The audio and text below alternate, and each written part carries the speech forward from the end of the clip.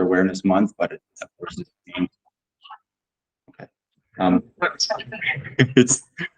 It's changed into just Cancer Awareness Month for us. A lot of what we do is for our agents and putting them out in the community in a positive way. So it's not them being sales representatives at this time, but we are engaging with different events so that they can go and talk to various members of the community, introduce themselves in a manner that's not, I guess, as a salesperson, so more just a community member. This was a day at the park, so we partnered up with the Midland Public Library. So we get really involved. This is a few of our team members. So we get dressed up and really embody what we're doing with these guys. So this was a movie, a little bit of an event where we serve hot dogs and stuff to really bring out the kids, showcase what we're doing with the community. A lot of it's branded with For Sale on Georgian Bay. And then we all get involved and spend the day down at the park with these guys and help sponsor these events so that the Midland Public Library can put these things on. We did about 7 or 8 giveaways so far this year. So again, partnering up with like Simply Home or Barber and Haskell, a couple of local businesses. Again, just to continuously put something out and give back to our community. So this month we're giving away a 52-inch TV and a TV stand. We've given away a barbecue and a cooler, gift baskets. We did the snow cones at the Butter Tart Festival. So again, just always giving back to the community and letting them know that we're here for support, and whenever they ask for us, we're always there to help them out. Multi-platform branding is really important. So we're all over. I mean, we're obviously advertising on Treb so that all of our agents have their listings on Treb, the Berry Board, Lakelands. All of our branding is consistent, so that it comes across. We're really building the brand rather than just myself or another agent on the team. It's all about For Sale on Georgian Bay. So these guys have the consistent branding behind them so that we become synonymous in the community. We'll do foreign language advertising as well. So Rob, our marketing guy, will reach out to somebody who can translate. So if we need to, promoting a gas station or something that's down in Toronto that we've listed or different communities, we'll do whatever it takes, and our agents know that they can rely on us to make sure that they have the support behind them. For me, the most important part of our business is that we have agent self-promotion. So my face isn't on every sign. So what it does is allows these guys in the community, so if they're door knocking or cold calling and they get a listing, it's themselves who are being promoted. And it allows them to do different giveaways. Like Brian just did a Maple Leafs giveaway. So it's all about him. It's not about necessarily For Sale on Georgian Bay. It is part of our branding, but we're there to support him with our branding, but also give him the opportunity to do what he needs to do. Eric, can you actually find anyone that will take any from Maple Leafs? Well, no half fans. Who's doing better this year again? Right. Center. What's that, sorry? Yeah, anybody can. Yeah, for sure. So like Rachel has a billboard up in Port Severn because that's her community. That's where she does a lot of her door knocking and cold calling. So she's promoting herself within our company. But when we started this, it was about agents being able to build their own business within our business. So making sure that their name gets out there and it's not just us. Because again, when you go to list a home in the community that you've been door knocking, and then all of a sudden my face shows up in their front yard, that's not what we wanted. We wanted to make sure that they're being represented. So individual door knockers, different giveaways, it can all be branded exactly to the agent, what they're looking for, as long as it goes, obviously through our marketing department, which we have in-house. It allows for these guys to make changes on the fly as well and do whatever works for them. We also mentor our agents. So the 3 of us, myself, Kelly, and Shelby, we have a certain number of agents that we look after. So in terms of coaching, setting goals, keeping them on track, accountability, helping them set up their door knocking schedule or their cold calling. We typically meet once every month. And this also brings extra education to our agents so that they always have somebody that they can rely on. We do a book club as well. So my group, I really pushed on my agents that we're going to read one book a month. So that's not all of our agents in the company. They're all welcome to read the books that we're reading. So we'll read a different book every month. It's either a mindset book or it'll be the Millionaire Real Estate Agent. All has to do with the business, not only strictly real estate, but business in general. Right now we're reading the 10X rule, and what we'll do after is take a month to read the book. We'll get together as a group, sit down and talk about it, some of the aha moments, what we're getting from it, and really supporting each other in what we can do and how we can apply that to their business as well. We have ongoing education with guest speakers. We'll bring in lawyers, accountants, and different business partners so that we can sit down and do these lunch and learns at our office as well, so that these guys always feel that they have the opportunity to learn forward. I mean, a lot of our agents are newer agents to the business as well. So teaching them not necessarily our way, but the Keller Williams way. Because I mean, we all do things a little bit different, but there is a certain model that we're trying to achieve here and make sure that everybody moves forward and represents our company as well as Keller Williams in the proper manner. And that's it. So that was a 10-minute. Does anybody have any questions about our business and about how we're helping our agents and keeping them on track? How many agents are there? We have 14 agents right now, and then 4 admin staff. So the agent total includes myself and my 2 partners as well. So everybody has an office space at our office. So this is downtown Midland. We bought a building. I guess we moved into it last year. So we'll be in it just about a year and a bit. Completely renovated it. We've got enough room, I think, for another 3 or 4 agents in there, and then also extra space where we have an apartment right now that we could move into for days. So do you have part-time agents, or do you have agents that have other jobs, and how do you deal with them versus?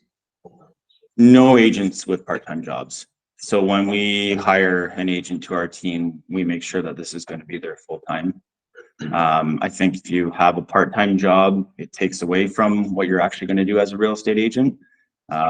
This should, in my opinion, it should be like, if you're not hungry to be an agent, you're only going to do a certain amount of deals anyway. We want to make sure that everybody's focused on spending their time lead genning, doing the door knocking, forward learning, rather than going to a job and just trying to fill it in. And then that way too, also for them to represent their clients and be there for their clients. If you have a 9 to 5, you can only work in the evenings, maybe it doesn't work for a client as well. So we wouldn't take on anybody that would be a part-time agent. Have to be full-time. Eric, I love the community involvement. Are they strictly from contribution, or do you have any method of tracking attendees there, and do you register them or lock them in, or like, I mean, is it a balance between total just giving to the community and growing your business at the same time? There's a balance for sure. Not every event that we do has a sign-in page. I mean, the Midland Public Library one, we're not asking anybody to sign in. Our giveaways will be promoted through social media. So there'll be like a like and share, or just click the link and sign up. The cancer awareness one, like our pink sign month, there's no engagement at all in terms of asking people to sign up. So what we do is every property that we sell that month, we donate $500 from each sale. So even if like Reed or Brian made a sale, we'd be donating $500 for each of those sales on our behalf. I would say we're probably about 30% asking for something back from them in terms of signing up or engaging with us. The rest of them is just basically community involvement. We do ask for donations, but we don't require them. So like when we did the snow cones downtown for the Butter Tart Festival, a lot of people asked, you know, how much are they? And they're free, because up the road they were selling them for $5. So I think we raised maybe a couple $100, but that's not our main initiative. It's more just to give back and be a community presence. So what kind of engagement are you getting from giveaways? Like, how is it working for you? Because you obviously do a lot of that, so they must be doing something, right? Yeah, so what we do, once we get, like, let's say we end up with 300 or 400 people that engage in a certain giveaway, we divvy it up between the agents. The partners, we don't take any leads that we generate from this. This all goes back to our agents. So Brian, at the end of this giveaway, might get 75 contacts that said we could contact them. So he'll follow up with the 75 of them, and whoever doesn't have an agent that they already worked with in the past or he asked the question to kind of like be able to keep in contact, those become his contacts that he puts in command, and then he can run them through his MailChimp and also our normal giveaways that we do. So we do engage with them afterwards. Hard to track each one who ends up being a true legitimate contact.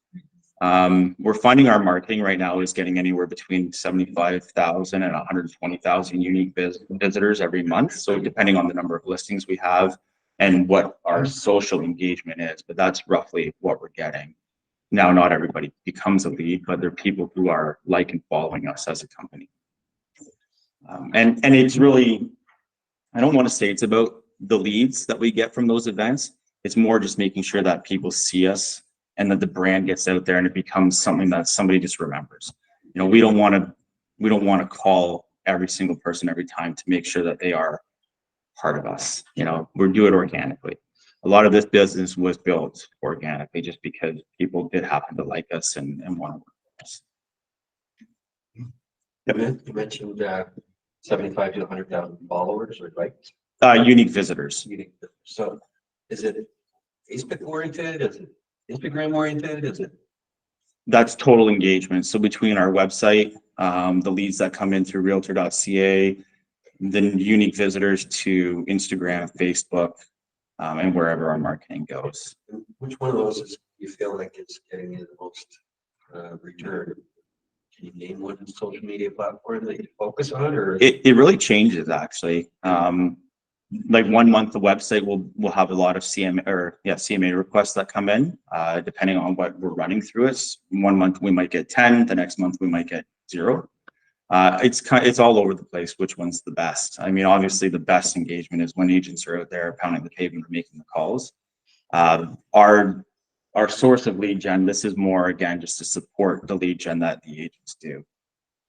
So yeah, there's not really one that stands out above the others. Okay. Thanks again for sharing, and I might have missed this. But what are you doing as far as accountability with the team on the lead gen, goal setting as far as not recall and holding accountable? So every month we get together with our guys. And accountability will be, we just make sure we ask them what they've done that month, or like I'll ask, like Rita and Brian are both with me, so I'll get them to give me an update monthly. And when we have our meeting, if they've fallen short of their goals, we'll ask them why and what they're going to do to move forward with the next set of goals for the next month. We're not micromanaging our agents. We've really tried to make it where, you know, we're all adults. And if you want to eat, you go out and work. And if you don't want to eat, well, you're going to want to eat the next month. So, you know, if you've fallen short on what you're doing for door knocking or lead gen, you know it when you don't have a really good month. And I mean, this year was a different year. Obviously, things changed in the market. A lot of agents, we all spent COVID running around dealing with so many different clients and not really having to lead gen to get our clients. We're back to older school real estate where you actually have to go out and ask for business. It's not just going to show up at your doorstep. So it's important that we have these accountability meetings, and we're doubling down this year on our lead gen. So if last year you wanted to door knock 5,000 doors, the suggestion is going to be 10 or 15,000 this year because the business is a little bit harder to get, a lot more competition out there. You know, we don't have as many people, for us, not as many people coming north as we did, you know, especially during COVID. Yeah, so it's a different market now. So we're changing our approach, especially for 2024. We had a meeting yesterday about what we're going to do and where our focus is going to be on, you know, really determining where your lead source is going to come from. And it's not only going to come from what For Sale on Georgian Bay does as a business, because that's the back end side of it. That's the support and that's the continuous optics in the community. What you guys do as agents is what's going to be really important in terms of the lead gen. Welcome. Yep. So as a team leader, you're coaching the team members. Yes. Who's coaching you? I have a coach. Her name is Kelly Wiley. She's a MAPS coach out of Ohio. So I signed up. That was one of my goals for this year, was when I went to family reunion, was to sign up for my own MAPS coaching. And I started April 1st with my MAPS coaching. Yeah. So I have a half-hour meeting with her once a week. And I recommend it. I think everybody needs somebody who's better than them or who's more experienced to help them along the way and to keep them accountable. Because, you know, if Reed and Brian, I'm accountable to them, who's accountable to me other than myself? And that was a big part of my business this year, was just being held accountable to what I was doing. If I can pipe in, the rule of thumb is 75,000 in GCI or less, and you should be on productivity coaching, right? Every brokerage has, every Keller Williams Market Center has a productivity coach. So if your GSI is under that threshold, take advantage of the coaching that's available. If you're north of that, then start looking for a math coach. Yeah, and I think everybody should take advantage of what Keller Williams offers. Like this is a brokerage that really, there's tons of training and support that, you know, just if somebody doesn't like what we're doing, or if it's not fitting or working for them, or they want more, there's a lot of opportunity. I mean, Bold is something that Bold changed my life. And then the second biggest life-changing moment for me was family reunion, the first one I went to. Like, I've never seen anything. Like, when I was there, it was, you know, it gives you chills to be in a room with 20,000 people who are like-minded and driven. I've never seen anything like that. That was my second biggest life-changing moment. So Keller Williams, I believe, like, there's so much to offer through Keller Williams. I mean, even just having something like this today. All right, so Let your way that is. sorry. So the theme of the event is the one thing. Is there one thing you see, and I'm gonna make this a double question, and ask the people in the audience, after listening to the presentation, do you hear one thing that stands out, based on what Eric had said would lead to a success? But I'll let you go first. Consistency. So that's what our word of 2024 is going to be, is consistency. That's going to be the most important aspect of our business, is that if you're committing to door knocking, you're going to commit to that part of door knocking. If you're going to do monthly sessions with new first-time home buyers or investors, that if that's what you're going to do for your lead gen source, that you're going to get out and do that. If cold calling is going to be the thing, then make sure it's consistent. Because if you go farm an area and you knock on their door twice and you forget about the next 2 times that you're supposed to go, whoever shows up next is going to take that business from you. So this isn't something that happens in 1 month. Like, you're not going to see the results of door knocking the first month that you go and do it. It's probably going to be the 3rd time that you go out. When I started in the business, I was a door knocker. I did door. If I wasn't doing paperwork, I was door knocking. And when I wasn't door knocking, usually my paperwork was done in between 10 or midnight at night. So I door knocked every single day. I was consistent with it until, I don't want to say this, that I got too busy to do it, but there was a point where I was too busy to door knock. And that's a good problem to have. And I was consistent for at least 2 years on my door knocking. And then after you meet so many people and you do enough deals, you have the repeat clientele as long as you do the job properly. And then the community just gets to know you.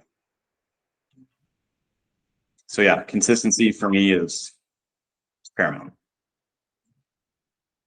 So the transition from a solo agent to a team, how did that come up? Never happened to me. Oh. I was on a team before we started for sale in Georgian Bay. I'd never planned on being a solo agent. I think there's too many hats to wear. I think the business is so quick now that doing it on your own is, I don't want to say it's impossible because I haven't done it. I just feel personally, from being on a team and now being the leader of a team, it would be very difficult to facilitate the needs of every transaction and client on your own. And one thing we're promoting this year as well, because in COVID, we were very transactional based. We are really focusing on being relationship based more than, I mean, COVID, you didn't meet people, you sent everything through DocuSign, text messaging, you met them 2 or 3 times, showed them a house, and then off everything went, right? So this year, we're really hoping that people get back to being more relationship based and transactional, like during that time.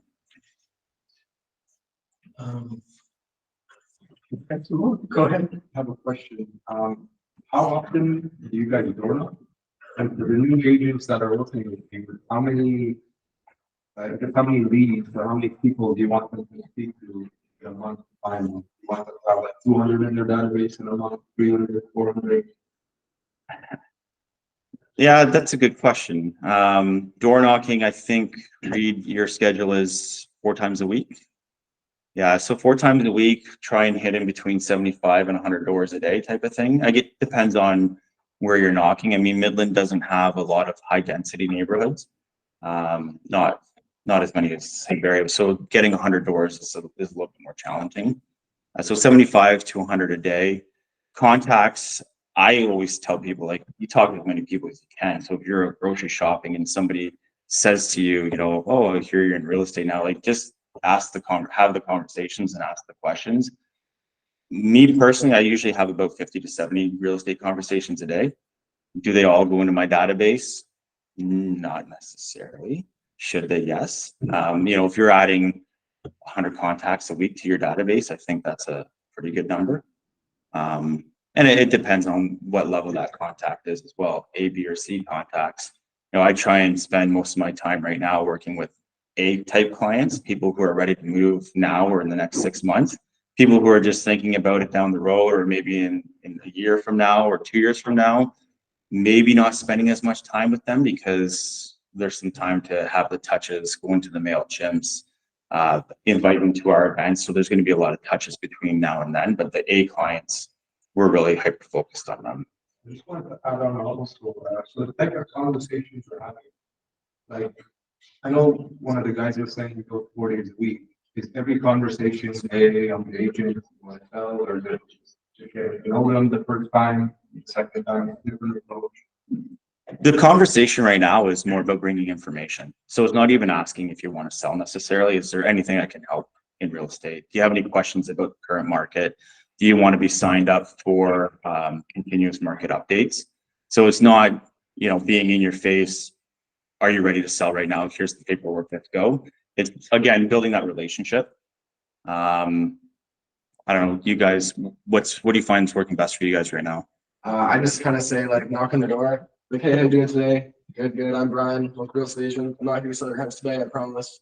The reason I'm knocking on the door today is because I have whatever I had with me. Recently, it's been like the Make Leaf giveaway backup. And I'm just here to see if I can do anything for you now or in the future. And then I shut up and they just talk.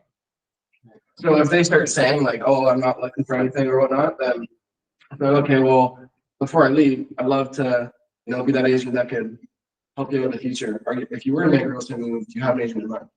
And then, like, I've said it so many times, like, that's kind of what I say with it. So How often do you get shut down? I mean, probably if I'm doing, like, if I go out and do 200 doors or 250 doors, maybe 2 people, maybe 2. But people are pretty, I mean, as long as you have a smile on your face, it's hard to not smile back. We learn that in gold. Yeah, and not approaching it with, hey, I'm here to sell your house, because right away they back up. They're saying, I'm not interested. Bringing something of value and information about the market right now. Things have changed so quickly that just asking that question, do you have any questions that I can answer? You're opening up for them to now direct the conversation rather than you saying what you're here for and then walking away and they're going, like, what just hit me, right? So bringing value is what's really important. Those true valuable conversations about what's happening. It's not just about selling your house, but ask me anything.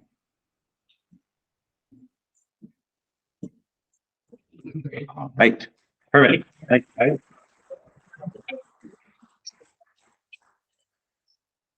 Thank you.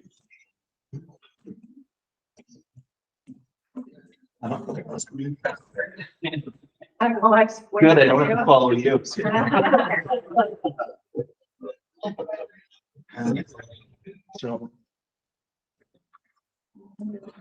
Sarah, where's my? Oh, yes, that. There's somewhere. And now for something completely different. Okay, we're gonna stop sharing.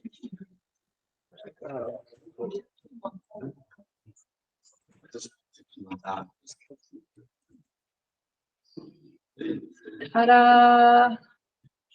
Who's on my here?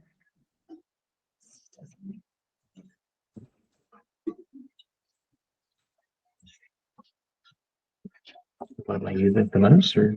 Yeah, or you can use the clicker for yours. This thing? Yeah. Don't forget to unmute there.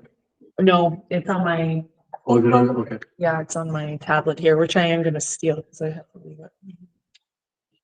Okay.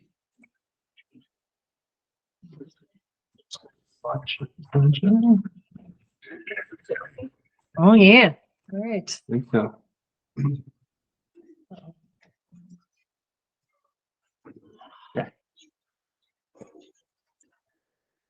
Hi there, people. My name's Dave McMurray, and I started a team called the Muskoka Group. Where do you think it is? It's in Muskoka. Partly why it's called Muskoka.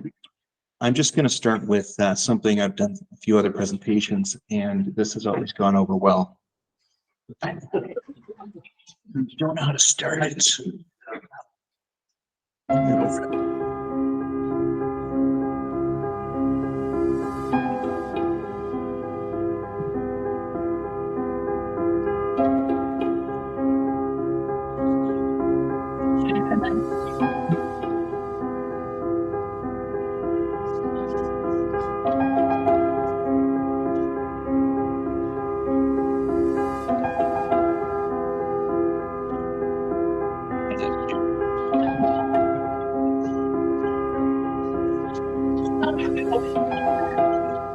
that on your like email? Hey, that has nothing to do with real estate. Anything like that. I did a presentation for my daughter's business class in high school. And I just put that on there because I was following like a guy who ran an electrical business who was super boring. Which is not the case now, Eric. But the kids are just like, oh, okay. Kittens. Oh, okay, now it's a stupid real estate guy. So I'm just going to give you a little summary of what the kind of real estate work that the Muskoka Group does. We deal with waterfront homes and cottages. We do some luxury island properties, which are different than waterfront homes and cottages. Residential homes, acreage, vacant land. But interestingly enough, we do very little commercial and basically no leasing, like no leasing. You don't want me to write a lease for anybody. I mean, I learned about it. Here's some terrible pictures that I took myself. So we just started up the office. I've got a little timeline coming up, but this is the outside of our office in Bracebridge.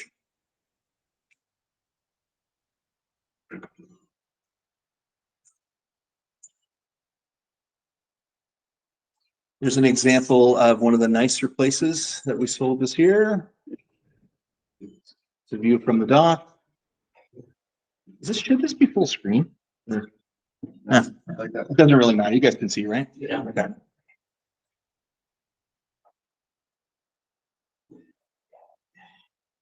They're not all like this.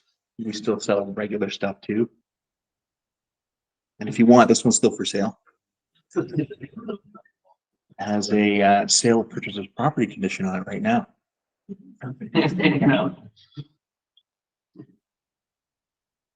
That one's for sale still too.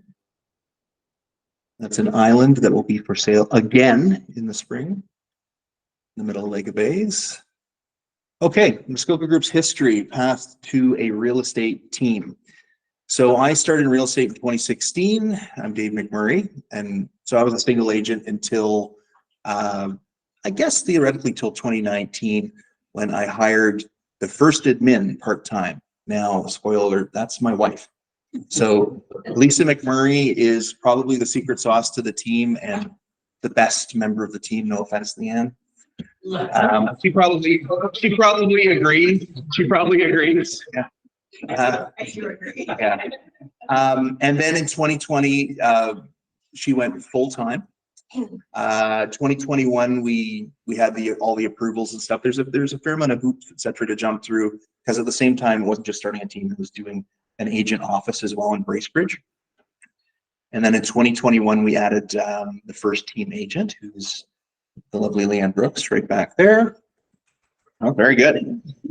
And then 2022, we opened the agent office. So, which for us was a big deal, because up to that point we were running out of our home office. Very nice home office, but in COVID we had people in the driveway coming in and out, and neighbors are looking at us like we're gonna start the zombie apocalypse over again. So opening the agent office, which I showed some pictures, was pretty important to us. And then 2022, we added a second team agent. That's Shannon Donnelly, who many of you would know. And then we hired another admin as well, part-time in 2022. And we just finished up 2023. Talking about the one thing is tricky always because you have different one things for different areas of your life. My one thing as far as real estate in general is freedom. It's the freedom to do the things we want to do, to have financial freedom, freedom from my family, freedom from a boss, all those different things. But as far as my one thing, what we were asked is the one thing to ensure success for the team.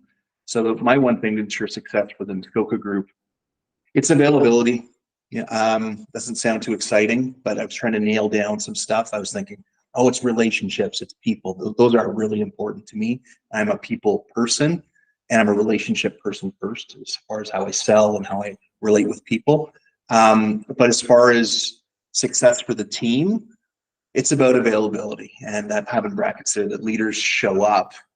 So consistently in our office every morning, responding quickly to calls and texts and emails from the team, working around other people's schedules in a lot of ways to support the team and their clients, myself. And you'll get the idea here. I have a very different team setup than anyone else that's here today, and certainly not that. I'm not saying that, but it's certainly what's working for us slowly and surely where we are.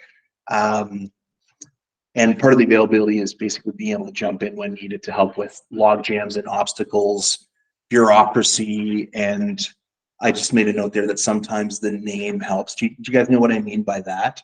Like if there's Linda would know for sure, she's like a name team, right? Can you think of any examples of that, Leanne? Okay. So yeah, what I'm saying there is basically sometimes in a team setup, you've got somebody who's maybe less known with the consumer, with the public, and they don't get treated the same. Negotiations for sure. Sometimes it's interactions with other realtors. It's not like I've been in real estate forever, but I've done a fair bit of work since I started in 2016. And it definitely helps sometimes when you're not getting a call back, or you've got a lawyer who's not doing something, or there's all sorts of examples where basically I don't want to jump in or have Lisa put, email from my email or me have to make a phone call. But if something's happening with Leanne or Shannon or with Lisa, they're just not getting the traction that they need. Once in a while, it's helpful just to drop the bomb on them and talk to them.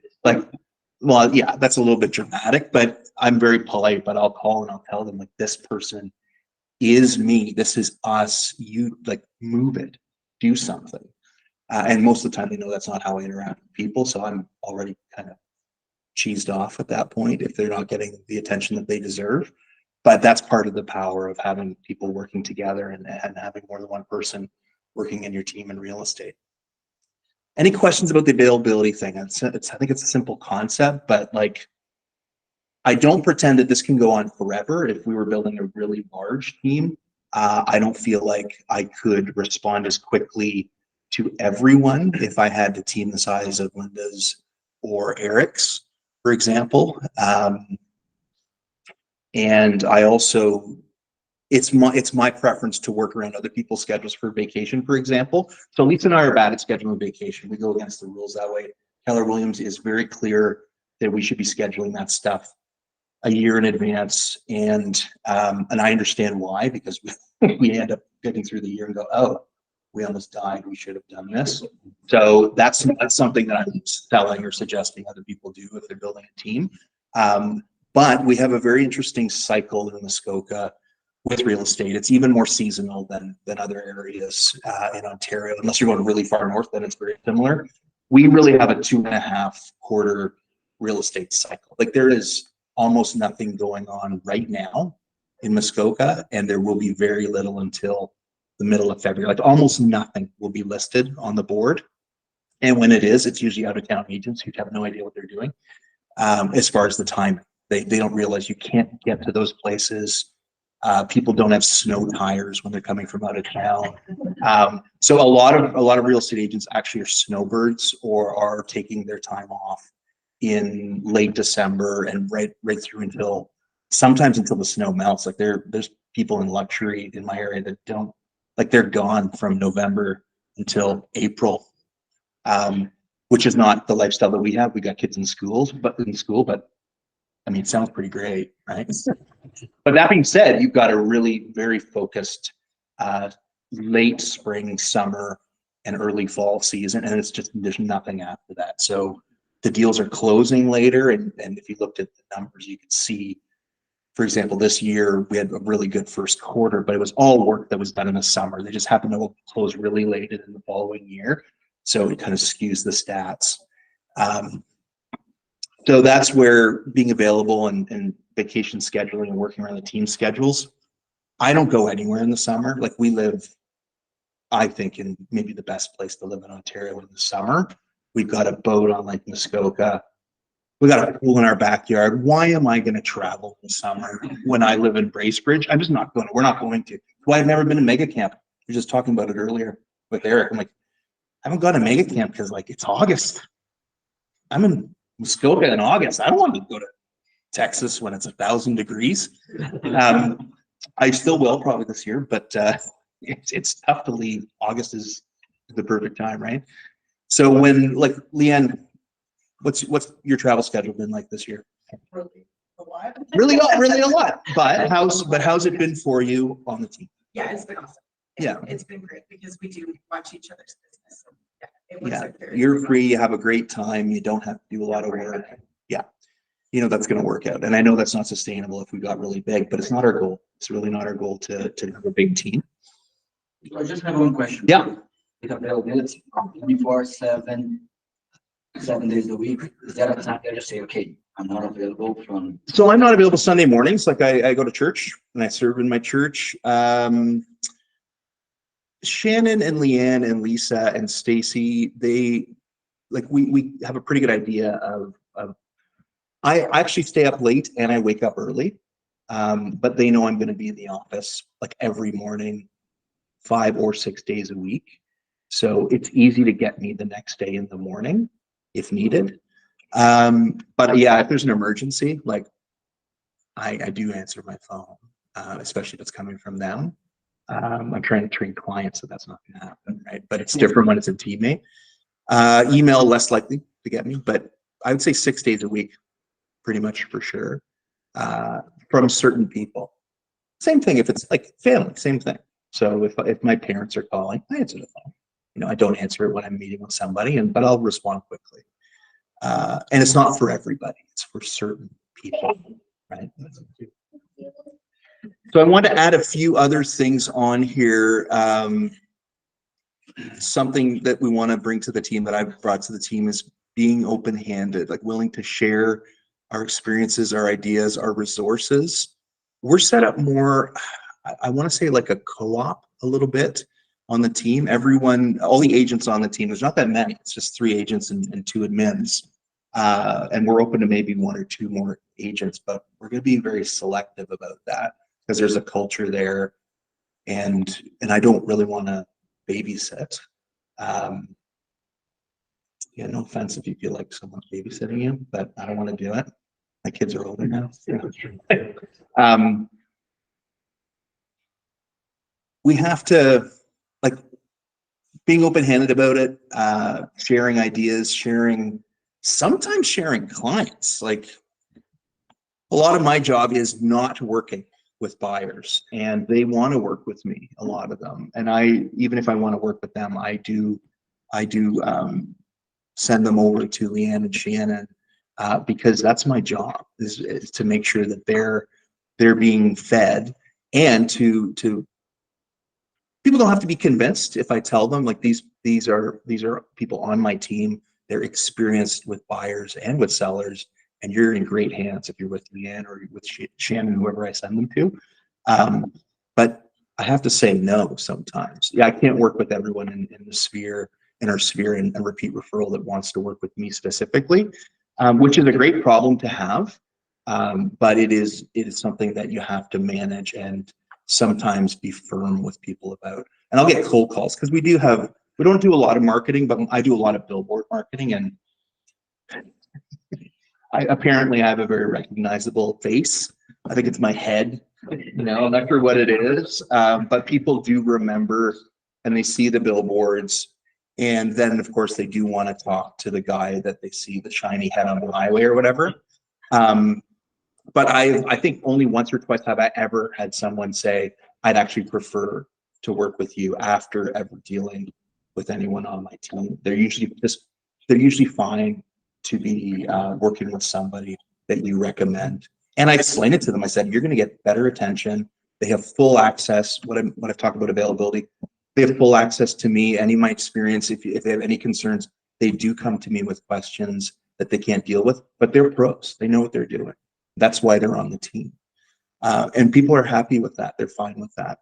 But it's often my stuff in our advertising that brings people, that makes the phone ring, and then it goes out again. That being said, Leanne and Shannon both have good sphere of influence themselves, and part of the reason why they're on the team is we live in small towns. We actually all live in the same small town. So even though we work in Bracebridge, Gravenhurst, and Huntsville and Muskoka Lakes and surrounding areas, all three of us are in Bracebridge. But we don't have a lot of overlap, which is really interesting, of the people that are in our lives. And that's in a town of 17, 18,000. We know a lot of the same people, but we don't really know a lot of the same people well. So it works quite well. The people that we know and want to work with us, there's not a lot of fighting over that. Like, they're not saying, I want to work with Dave, but they already know Leanne. They just want to work with Leanne. Same thing with Shannon.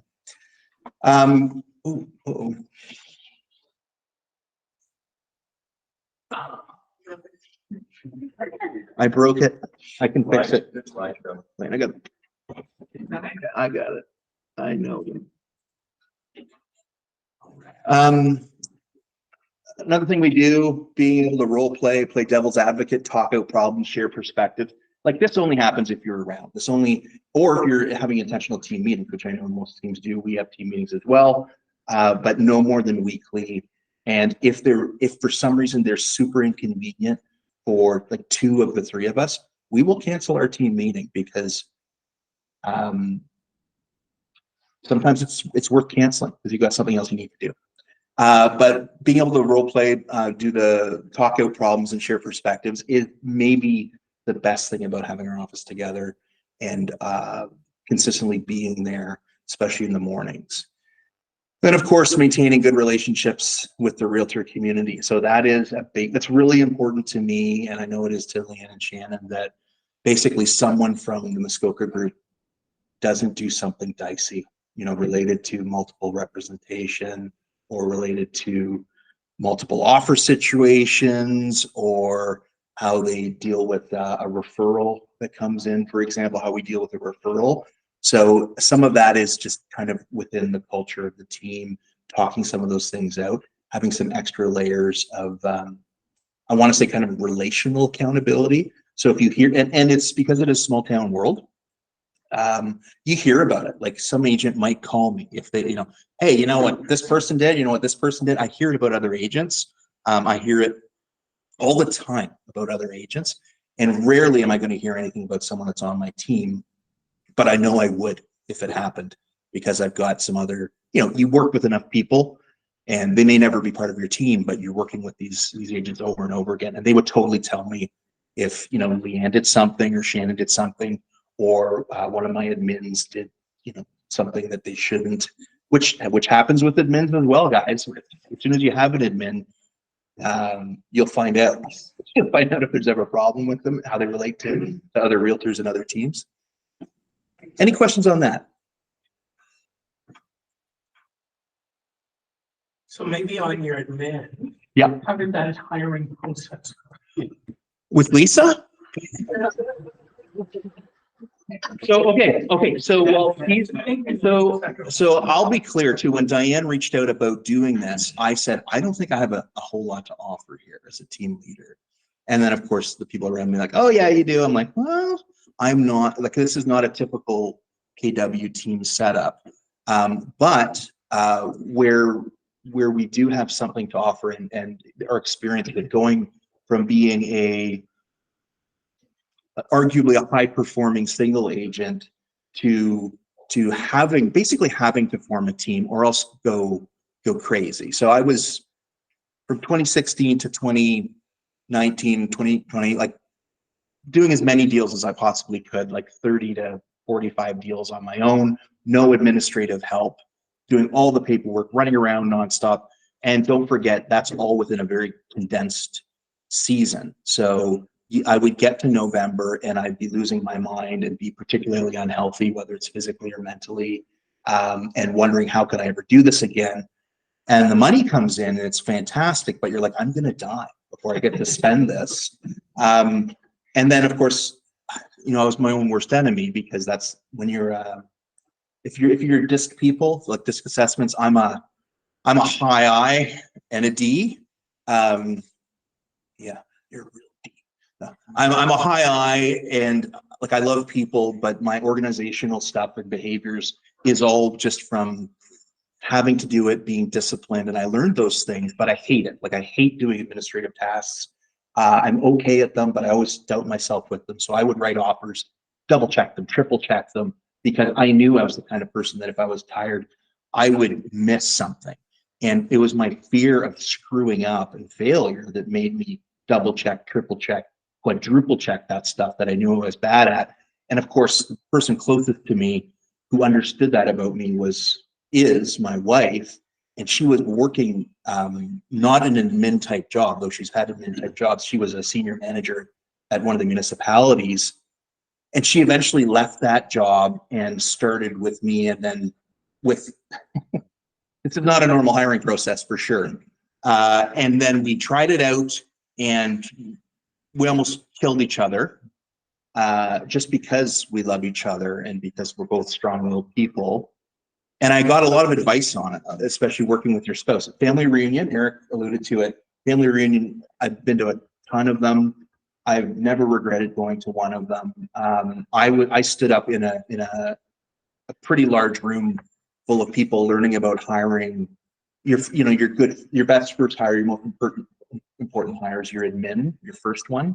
And I put my hand up, and Monica Reynolds, who, she writes the courses and hires, how many admins does she say she's hired? 1 million. I don't know. She's hired a lot of admins. I said, what do you think about working with your spouse, hiring your spouse as an admin?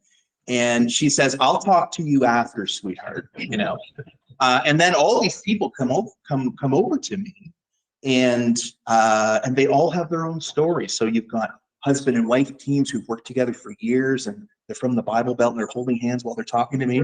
And then you've got a guy who comes over, and you've got a lady who comes over like, that's why we're divorced, and then afterwards, Monica Reynolds said to me in the hallway, she said, I haven't forgotten about you.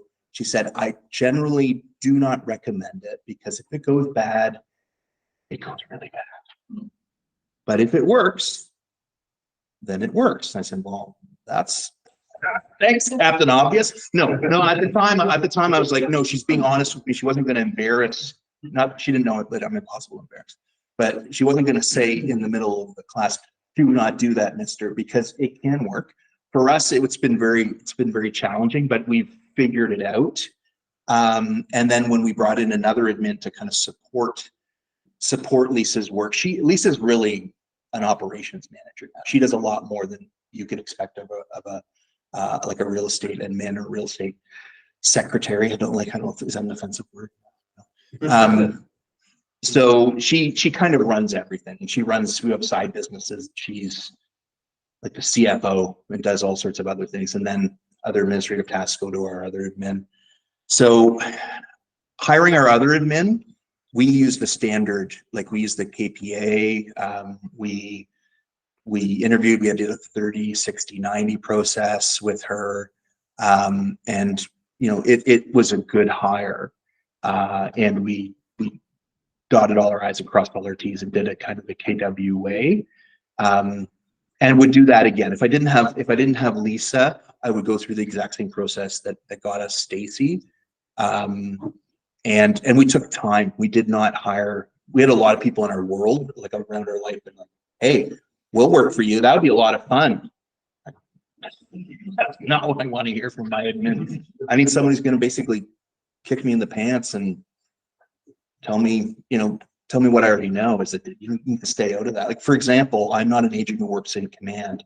Our team does use command, even with all some of the issues with it, but I don't, because basically both admins have said, whenever you go in there, you screw something up. And I can't help it. If I'm in there, I'm like, oh.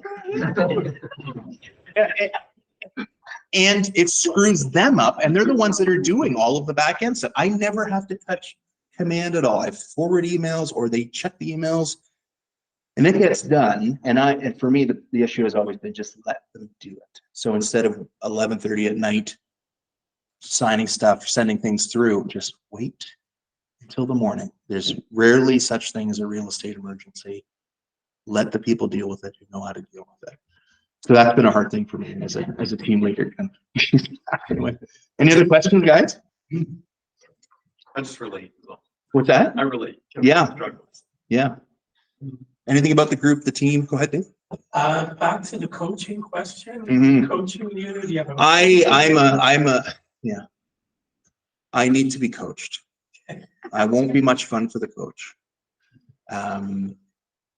So I have basically a lot of accountability in other areas of my life, but I don't have a business mentor officially. So, and then a lot of that's just excuses. So there, honesty. I want to be coached by someone who works in a small town market, and who, who understands kind of age and stage of our family and our other priorities in our life. So, because I would actually be fine if our team stayed kind of just the way it is for another 10 years. And partly it's named the Muskoka Group, not because I'm against kind of like the Dave McMurray team, because my billboard still, it's like, I'm there, like my face is everywhere, but at some point I'd like to sell it. And the Muskoka Group it's good branding, and it's something that someone else could take over at some point. That's part of the rationale. Also, I want people to know where we work in the name, because it's the region means something. Yeah, that was our mindset behind it too. Mhm. Not everybody knows where Midland is, but my house was Gordon Bay, so Totally. it works for algorithms for Google searchability. Totally. Yeah, and marketing wise, it's billboards and Google reviews for us. The billboards are, they're ridiculous, but they're good. Like they're visible at night. We get a lot of compliments on the billboards. But the Google reviews is free. Like if you're working with somebody, ask everybody to give you a review. If they clearly had a bad experience, don't ask. But ask everybody, because they won't all do it. And even the ones who say they're going to do it, they won't all do it, even if you remind them. Some people just won't. So right now, we don't have a ton, but we got 60, and they're all, and which is the highest or tied with the next highest in my entire region. And I know how hard it is to get 60 really good reviews. I know there's people in this room who have more good reviews than I do, and they would know how many sales and how many people they have to poke to get that. And look at the bad reviews. I have one really bad review by someone I've never worked with. So, and people like that. People like that. They like saying, oh yeah, there's some guy in there who said this. Like that seemed kind of crazy. And like, I don't know, maybe you can't trust 5 stars. 4.9, 4.8 is pretty good. So Sorry for that one thing. yeah. Dear Wet Mama 99. I knew it. Anything else, guys, about the business, or? Because I'm fine to stop talking. Do you think you'd get a coach? You're supposed to ask Eric how much he charges. Yeah. Free. So I guess I think I should get a coach. So that's something that, you guys have all heard me say it. So fire me a text or send me an email within the next 6 months. Hey, have you done anything about a coach? It's not that I don't know. It's the thing is, I would say this about almost anyone who's been in Keller Williams for more than a year or two. We all know things that we should be doing. It's just doing them, like actually doing it. And that maybe goes for almost every area of our lives. Like, I know an awful lot about fitness. Don't laugh. No. Because I know you're a friend. No, seriously, like you can know an awful lot in your head about a lot of things, but it's actually applying. So there are other areas where I'm slowly making improvements and not backsliding in those areas. But business coaching, it's really not down. It's really not very high on my list because of other areas that we're prioritizing. Like, I've got a daughter with health issues. I've got, the business is working well. We're making more than I ever thought we'd be able to earn with work. But it doesn't mean that coaching wouldn't help. I probably have something in my head about coaching that's wrong. I probably just think it's going to be somebody yelling at me that I'm going to want to kill, So yeah, clearly I'm uncoachable, which is probably not true. What's that? Limiting belief. That probably is a limiting belief. I think, is it a limiting belief to say I don't want other people's limiting beliefs or unlimited beliefs? Could be. Anything else, guys? Going once? Going twice? Oh. Yeah. What's that? Do you lead gen in any sort of way? I don't actively lead gen anymore. So I know there's some lead gen happening from members of the team. We have a lot coming in. So that is, and I don't, I was going to say something. I don't want to jinx myself, but I don't believe in jinxing myself. So I don't think that is going to change in the short term, the volume of incoming calls, leads, and repeat referral. So if anything, it's actually, for us, it's sifting through the volume of incoming which is lead gen everywhere, but it's finding the gold.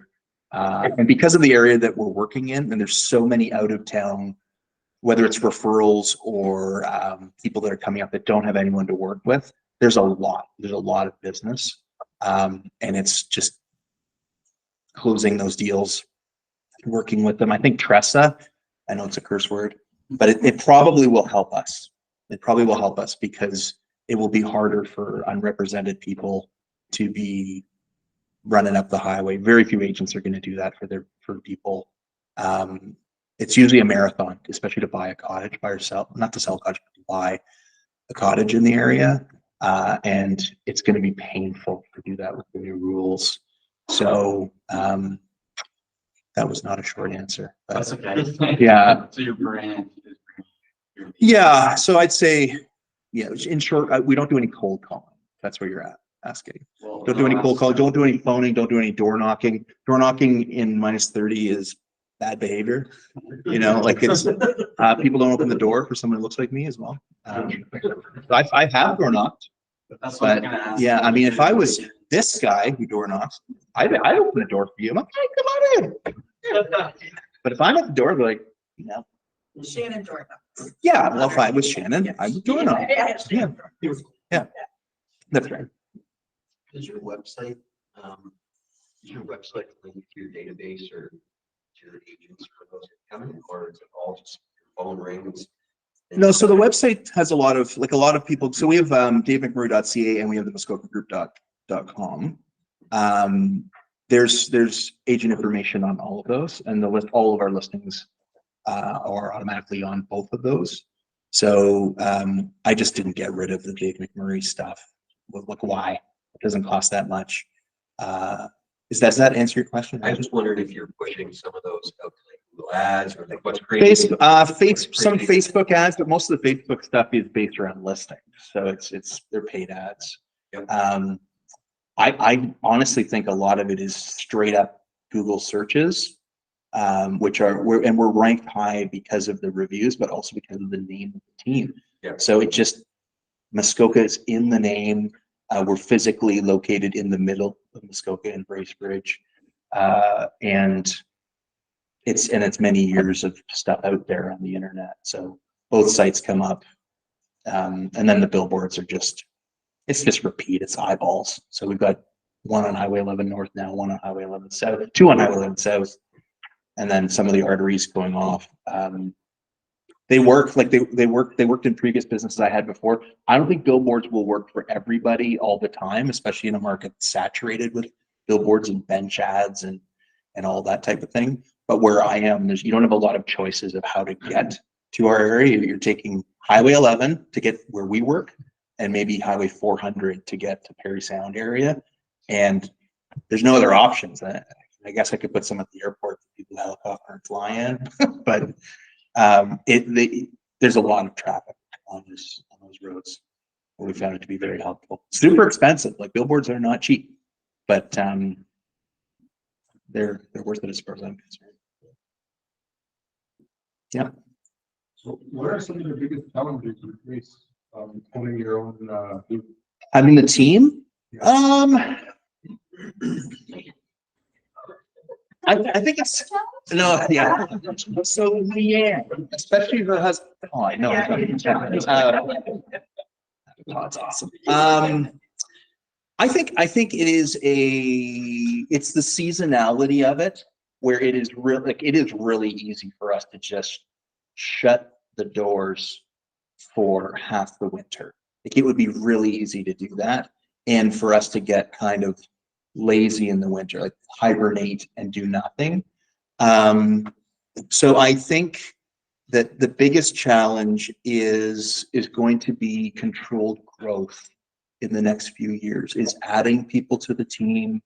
And like a lot of the things I'm hearing that Eric said, I'm sure that Linda will say and the Hockings will say are things that we want to add and will add. But some of that's going to happen. It's going to have to happen with leverage if I'm not the one kind of leading the charge on it. I'm relational, but I'm not a tell you what to do type of person. And I really do believe, especially with all my sales background, like you need to be motivated if you want to survive and do well. Not survive. If you want to thrive in this business, you have to be self-motivated. And I don't want to crack the whip on anybody. Our team are all the same age as me, basically. We're all in our, let's say, mid-40s, right? And we're grown-ups. We've got other responsibilities, and this is a good lifestyle for us. So I think trying to figure out what direction we're going to. That's also why I'm a little concerned about coaching, which, again, limiting belief, or maybe it's an excuse. But I don't have the answers to some of the questions that I know I'll be asked. Like, where do you see yourself? What do you want to do? Right? Maybe I'm a little too content. I don't think so, but I don't think nonstop growth it's certainly not a goal of ours. Mine and Lisa's is nonstop growth. Like, I don't care if my GCI is higher next year. I'll be thrilled if it's the same or even close. So, does that make sense? Well, then it's a question that I hear. So we hear you want to grow, we add more. Mhm. And I feel that from you, that like as you mentioned, I'm okay if it stays in the next 10 years the same size team, or I'm not next one here and one there. And Yeah. is this something that you feel that you achieve what you want? Because to repeat that, okay, no, business is still gonna keep coming, but I don't want to go through pain and walk with another Beutler, as you mentioned. I don't want a mentor or something. Do you feel like you stop what you want and you feel like, yeah, if I do this another 10, 20 years, I'm okay? Yeah, so my goals have really changed. Like when I started, it was like survival. I started late in 2016. I only had like a quarter of the year left, got 6 or 7 deals in that quarter. And someone told me, well, I think it was Jamie Lee, like, that's a lot of sales. You did that in like 3 months. I'm like, I don't know. I just put my head down and did the work. But like, my goal to survive very quickly became, okay, I'm thriving. And then it's like, how am I going to do this manageable? How am I going to still be a good dad? How am I going to be a reasonably good husband? You know, how am I going to have any life outside of work? You know, especially when I'm driven to answer the phone. If my phone was ringing right now, I'd be like, you know, like, but that's just the way I am. It's not because I'm addicted to my phone. It's because I like this work, right? So I want to still enjoy my work. And I had somebody with a similar sales level to me when we were individual agents out of one of the other brokerages say to me, Dave, like, with what you've built, you're probably going to end up with about this amount of sales every year, almost no matter what you do, unless you end up on the news for murdering somebody. Like, you know, like you're, something really bad would have to happen for you to not at least have this amount of sales. You know, are you really worried about that? Or should you really start thinking about what are you going to do? What are you going to do with your income? What are you going to do with your life? How are you going to improve the quality of your life and for those around you as well? That's part of why we started the team as well. Because you're involving other people in something that's been really good for us. And we want some of that to rub off and vice versa, right? So again, did I even answer your question? You know, like it's when you have an idea of where your priorities are. I've never been driven by money. And now that we have more of it coming in pretty consistently, it's like, okay, you can only do so much with this if you don't have time off. So how do we get more time off? How do we enjoy the home that we live in? Where do we invest our money? And then if I do this for another, you know, so many years, so we've set a lot of goals and reached a lot of goals, but my goal is not to, it's not necessarily to have like the millionaire real estate team where I'm netting $1 million. What's the best? What's the top one? What's the top one? Yeah. Like it's not, that's not really a goal of mine. We could get there, but I don't think you do get there without it being a goal. So it's just, that's just, I'm quite pleased with where we're at currently, but wanting to be able to have more of that happen for the people around us and people on the team, that would be that's more important to me than for us to be bringing more in ourselves. Okay, there is one more after that, it's gift $1 million, right? Gift $1 million, yeah, bring donuts and then- gift $1 million. then we can take Yeah. the next goal. So that kind of thing is motivating. It's getting there though. You know, so anything else, guys? I'm happy to chat after whatever, I'm easy to reach.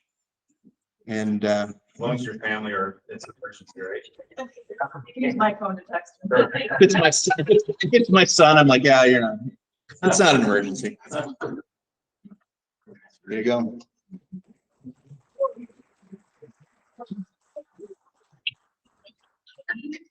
Dave, it's your, You guys can play with Me? it. You want to go? If you want to go. Uh-huh. I'm just gonna, I hope you don't mind, I'm just gonna switch stuff around because I'm leaving and it's on my audio. Yeah, and I don't have a presentation. Oh, perfect, you don't need a presentation. Perfect. So this is gonna be very, very different.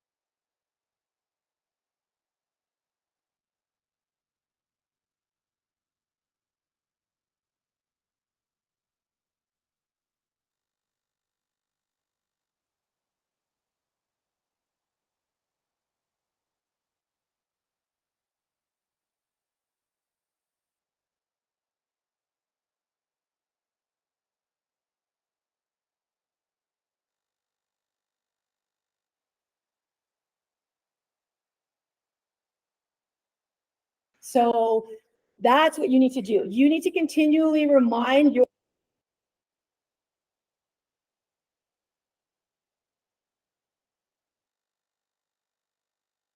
that's the basic, that is the foundation of everything you're gonna do. I'm not telling you don't go door knock or pick up the phone and do all the lead gen things that everybody else does. I have billboards like everyone here, right? That are on Teams. They're great, sure. Brand recognition, we do stuff in the community as well. But the basic, the foundation is work on your relationships. And I see some of you are probably like, well, I do that, right? You don't. Trust me, when you actually start tracking that in your database, believe me, I'm saying it not to be rude to you guys and say you're not doing it. It's because I didn't realize I wasn't doing it effectively. Okay, so that's one thing you definitely should focus on and need to focus on, especially now in these really, really hard times. But I want to talk to you about two other things that I guarantee no one else, well, maybe Ian, is the softer skill side of things. Okay, so when I first quit my job, so I've been in real estate for 16 years, almost 16 years. You remember? Yes. First of all, back then, teams were unheard of. We couldn't have a Muskoka group. You couldn't use the word group. You couldn't use a random name. You had rules and regulations. Teams were not heard of. They were not supported by brokerages until I came to Keller Williams, to be honest with you. So I used to work at Honda, and I outright quit my job. Everyone told me I was crazy. And part of me was like, oh, that was a mistake because everyone thinks I'm crazy. And they're going on about, this might be a touchy subject, but they're going on about, you know, you're going to lose your benefits. Honda's great. They have benefits, right? We all know how exciting those benefits are. Don't go on the chat groups. It's consuming. Yeah. So imagine I had thought, you know what? These people, they're right. I should stick it out at Honda, where, by the way, I was so miserable. And I say this to a lot of people. I used to stare out the window and go, this can't be my life. This can't be what I worked so hard at school for. You know, and so imagine I had listened to other people and didn't move on and move forward to real estate. And by the way, that was 2008. Recession came into play. So you think now is hard? Back then was hard too. We've been through it before, so take it from us. Ride this wave because you're going to get through it. So I was new, just like you, in a really hard time starting out in real estate. So I can't tell you or lie to you and tell you it was easy. It wasn't. But I believed in me. I believed in myself. And so I don't know how many people in this room, but I can tell you a lot of leaders in real estate and elsewhere believe in the law of attraction. Game changer for me back then was when The Secret came out and they did a lot of law of attraction promotion. Now my favorite book is the Seven Laws of Success. I don't know if anyone's read it. It's tiny. You can just read it, and I'll just read one chapter here and there, and it always makes me feel better knowing that my mindset is in control of my future. So for me, it's really important that you have the belief that you can do this, even in a crappy market like we're in right now, that you believe in yourself, that you can do that. And I really believe it. So I used to, see other people doing what I wanted to be able to do. And I'm like, why not me? Why can't I get there? And I'm telling you, I'm standing here. We're not having our best year. I'm not going to lie to you, but we have enough momentum in the market that I'm not going anywhere, right? So you're looking at me thinking, team leader, we have 16, 15 people on our team right now. Maybe you want that for yourself. I worked at Honda and we built this together. I say we, didn't do it alone. But if I can do that, you 100% can do that. Okay. And then the third thing for me really is, and this is my one thing, always be yourself. I'm sitting up here with a toque and whatever. I normally wear flip-flops, but it is a little chilly today. I will never change or compromise myself in any regard for anyone. Sure, am I professional in front of the client? Absolutely. But I know my audience. I listen to people. I'm always honest, always move with integrity. And I even say to my team quite often, what's the right decision here? right? Always make the right decision, never compromise that. That is the way the world and business is working now. It's not about leaders telling everyone what to do. It's about managing people in such a way where they feel that it's a two-way street, they feel welcomed, and they're heard. And so for me, it's very, very important as the team leader to make sure my team understands that I'm always going to be myself. I'm always going to be honest and forthright, and the expectation is the exact same thing. And even in front of our clients, the same thing. We're telling them everything, you know, this is honestly what I say.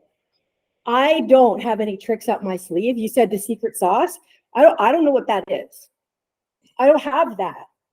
I don't know. I would suggest, you know, some agents spend more money than others, you know, marketing properties and things like that. Some teams are big, some are single agents. But as far as what we do, a lot of it's the same, or we have at least the same access to it. But what I do say to my clients is that what I can tell you is that I'm very genuine, down to earth, and I will work very, very hard for you.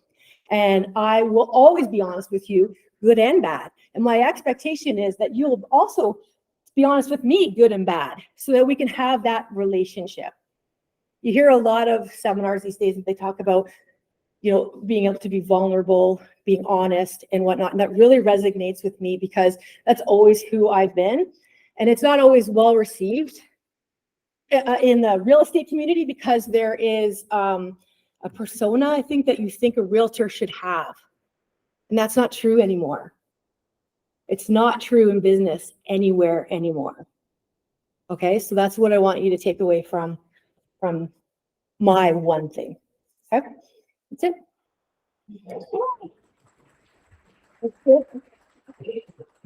Yes, I have a coach.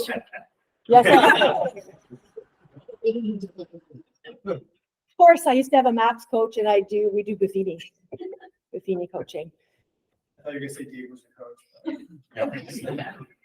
Ian mentors me here and there. Yes, sometimes when I need to be put back in check, Ian and I will have a beer. Linda, rewind to 2008 for me, please. Yes, sir. What would you do differently, if anything, to get to 2023? Nothing, but I'll tell you what did happen to me in 2008, 2009. Talk about, again, believing in yourself. So I was with Royal LePage, no disrespect at all, but that's where I started. And they just weren't on board with teams. So when I started to get really busy, I was doing 100 deals by myself, Dave, but that's fine. In a small town, Angus. And I said, at that time, it wasn't 100, it was maybe half that. And I said to my broker, she's retired now, so she's lovely, by the way. She said, "You're not busy enough to have an admin." Because I said, I want, you know, I read The Millionaire Real Estate Agent, and I thought, yeah, that's exactly what I need, because I need to free myself up. And she said, "You're not busy enough." And I was like, ouch, like that hurts, right? So I hired an admin anyway, right? And went from there. So I'm going to change anything. It's brought me here. You know, I've made a lot of mistakes, and I still continue to make lots of mistakes. I wouldn't be truthful if I didn't tell you that. Like when you said secret sauce, because I agree, there's no secret. Yeah. Like the secret to real estate is talking to people, being honest, being genuine, and going to work every day. Yeah. I mean, a lot of people get into this business with flexibility. That comes after success. There's no flexibility in this business before you're successful. I totally agree. And there are ways to, you know, when you were talking about your availability, you can sustain that. For me, I hired Doug. He's my right-hand man, so to speak, you know, co-team leader. So we have the availability. Now we divide and conquer. So there is ways, of course, you can do that. But you're right, initially, and this is what I want all my new agents that come on my team, that I want them to experience. I call it being in the trenches, because I worked Christmas Day one year. You know, this is going to get me a little emotional, but my mom passed away when she was in hospital. I had to go get paperwork signed quickly before I could run to the hospital and do that. And I don't recommend necessarily doing that, but when it's just you and you're hungry, you know, sometimes you do crazy things. But I want my agents to know, some of them started in 2020 during COVID, so they think it's like, oh, this is easy. Well, I want them to know this isn't easy. right? So I like the hard work. I like watching them suffer a little so they feel the pain of it. So, and I said this to them too. I mean, listen, we talked about this. The market's hard. And I said this to them in the summer. First of all, I said, some of you won't be here and some of you aren't going to make it. But what I can tell you is I'm going to support you all the way. And hopefully you are going to stay with us. And so now, you know, the talks we're having in our weekly meeting is basically like, stay focused, stay motivated, stay inspired. This isn't going to last forever. So, and what's going to happen, you're going to see a lot of people jump out of the business. Well, isn't that a great opportunity for you guys? Yeah. You see? Yeah.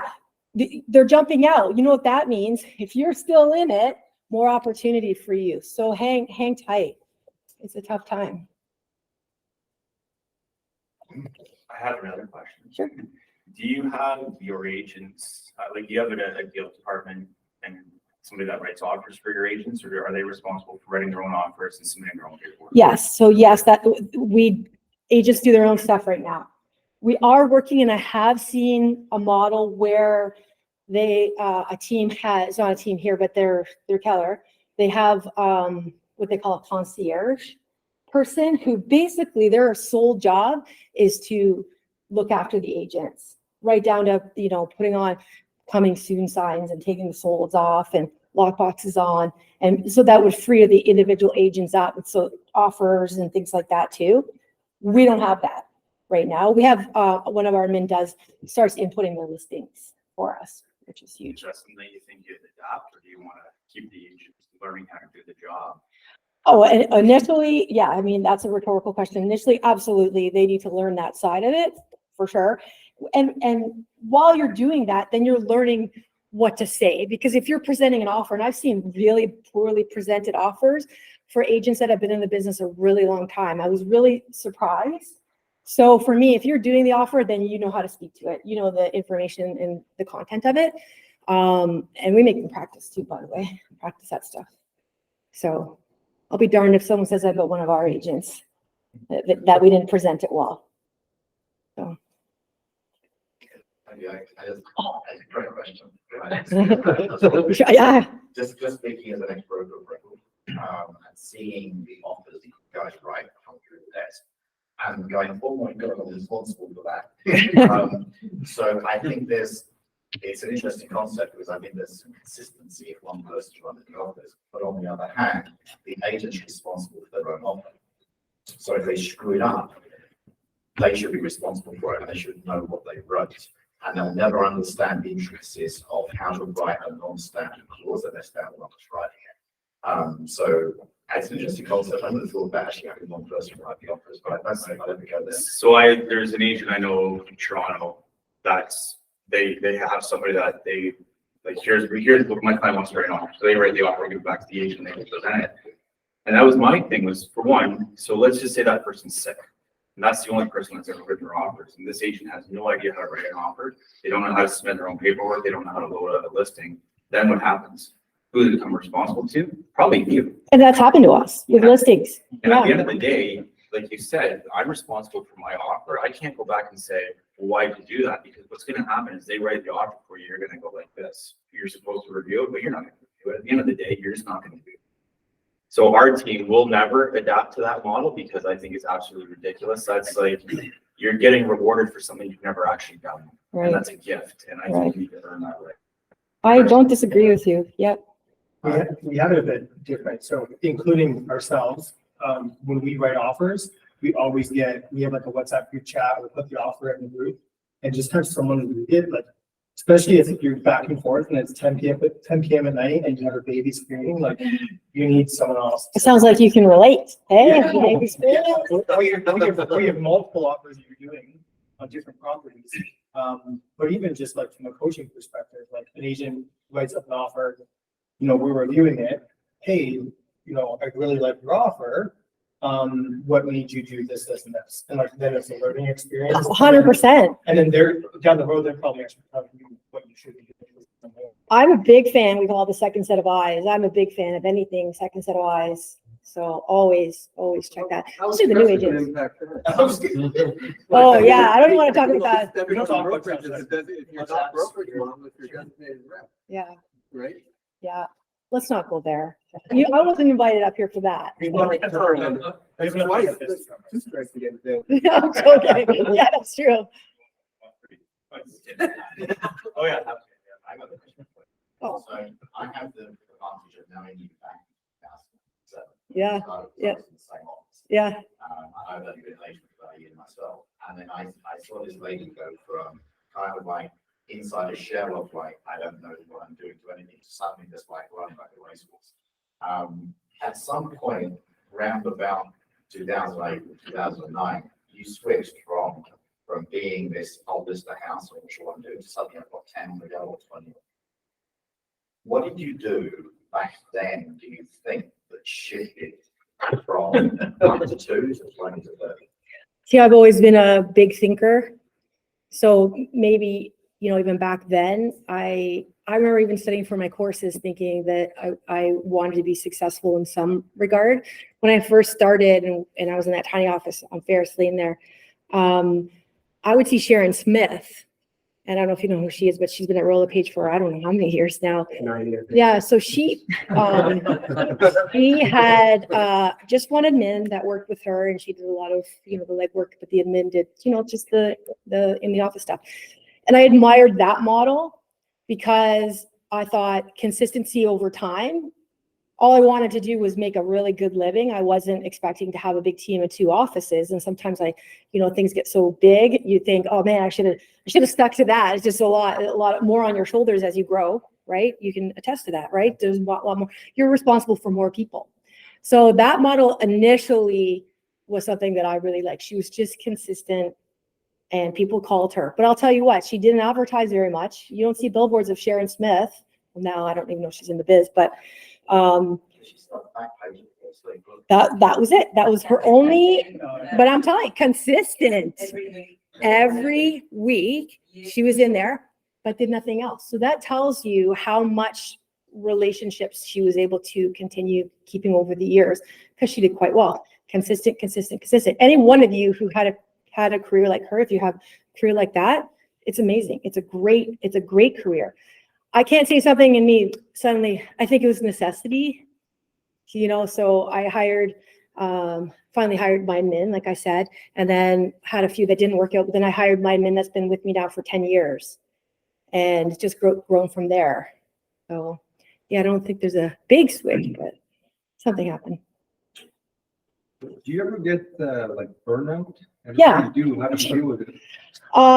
Well, people that have been in the business a long time, you deal with it probably when it's too late, right? And so I try to teach my agents, you're getting burnt out. I can see you're doing too much. It's, the balance is really, really challenging. That's a big thing in real estate because you're so hungry and you want it. And by the way, it's so exciting when things are happening. Boy, that's great. But when you have so much going on and then the dust settles, you get burnout 100%. It's a real thing. I would say every few months in real estate, I get it. So how do I deal with it? You got to take some time off. And then you get busier because you plan to Right. vacation. You have to take time off. You have to trust whoever's going to back you up. If you have backup or whatever, that it's going to be taken care of, and you literally have to turn your mind off. For me, I had to leave this area. So I have a cottage. If I go to the cottage, it helps. But I can't just stay home and turn my brain off. It doesn't happen. Never works. So you have to take some time for yourself. Day or two usually does it for me. Yeah. Okay. All right. We worked on this relationship.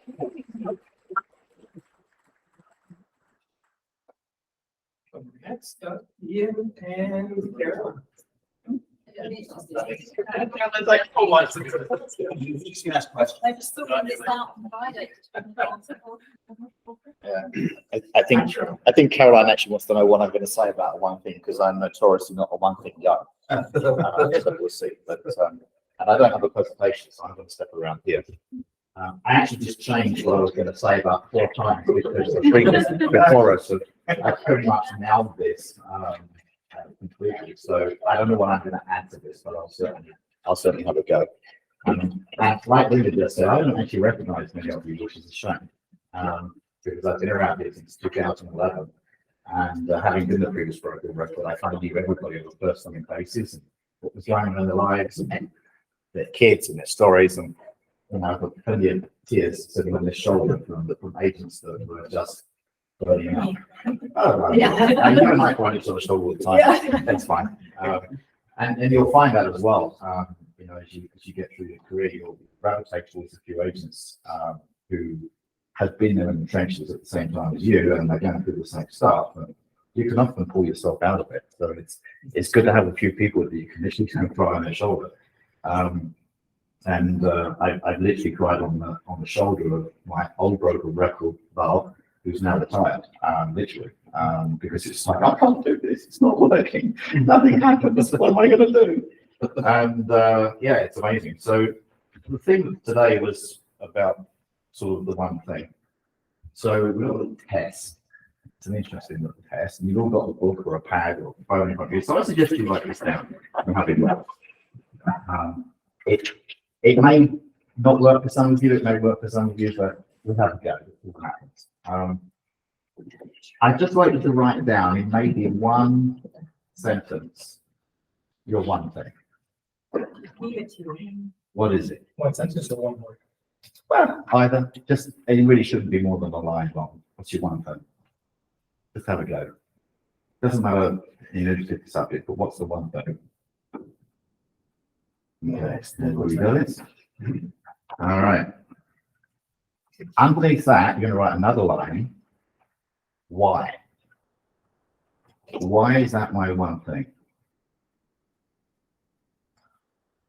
That's the tougher question. Okay. Everybody got that one? This is normally where I make my wife cry, and I'll try not to. She's smiling at the moment, so it's all right. And then there's a third question, but you don't have to write this one down because it's definitely longer, and that's how. So the one thing, we are in a real estate kind of class right now, so I'm not going to ask anyone, I'm going to embarrass any of you to actually write this out. I just want you to think of what you just wrote. So the one thing in a real estate could be, I'm going to get 100 leads next month. It could be, I'm going to do 10 deals this year. It could be 50 deals. I don't know what it is. But the more important thing though is the why. Why do you do what you do? And I've got some grey hairs, so I'm really closer to perhaps retirement than some people. You know, I'm not sure how this gentleman is on the end here, but if you're not to my door, I certainly invite you in because I like, you know, you must need something. It's like we've off from school.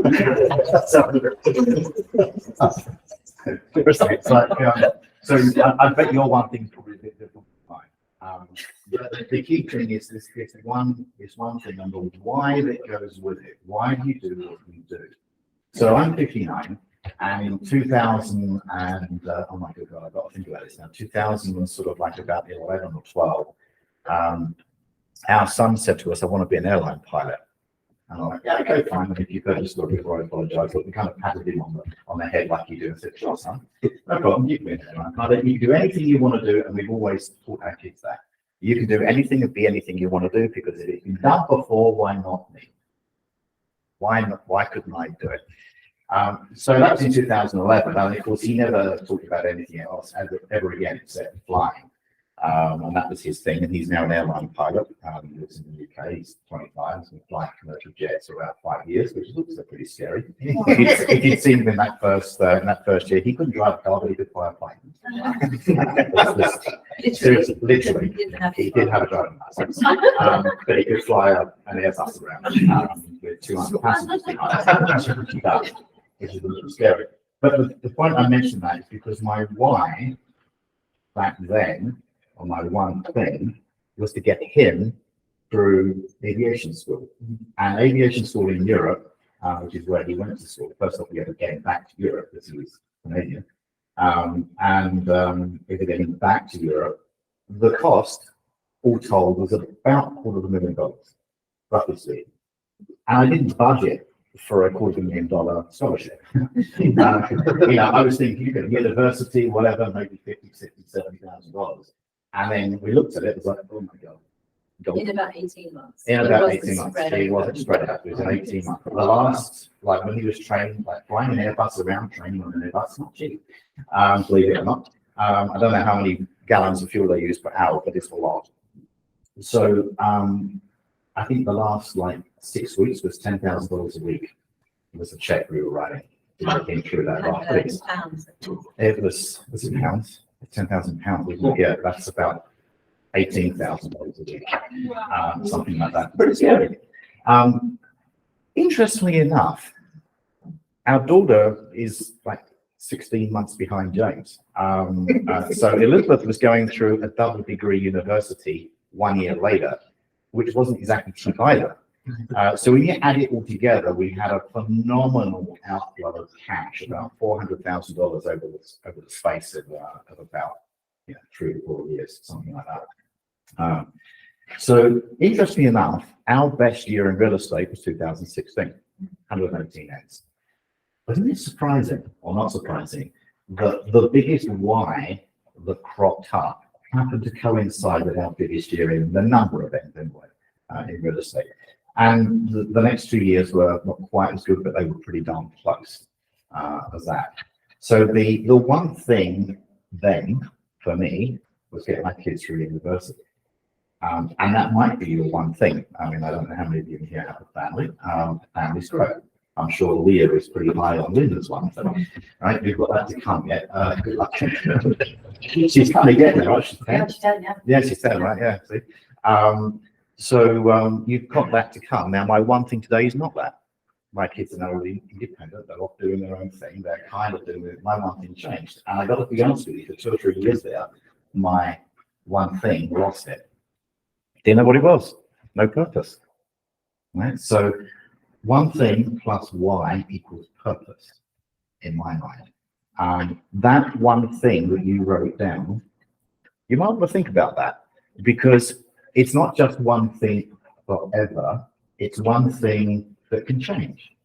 And if you're looking at, we're talking a little bit about goal setting, I think I mentioned it as well, you know, the sort of like 1 year, 3 year, 5 year, one thing is likely to shift. And the big hack, the big hairy and audacious goal, if you want to call it that, the one thing over time, the big one, there's likely going to be multiple big ones.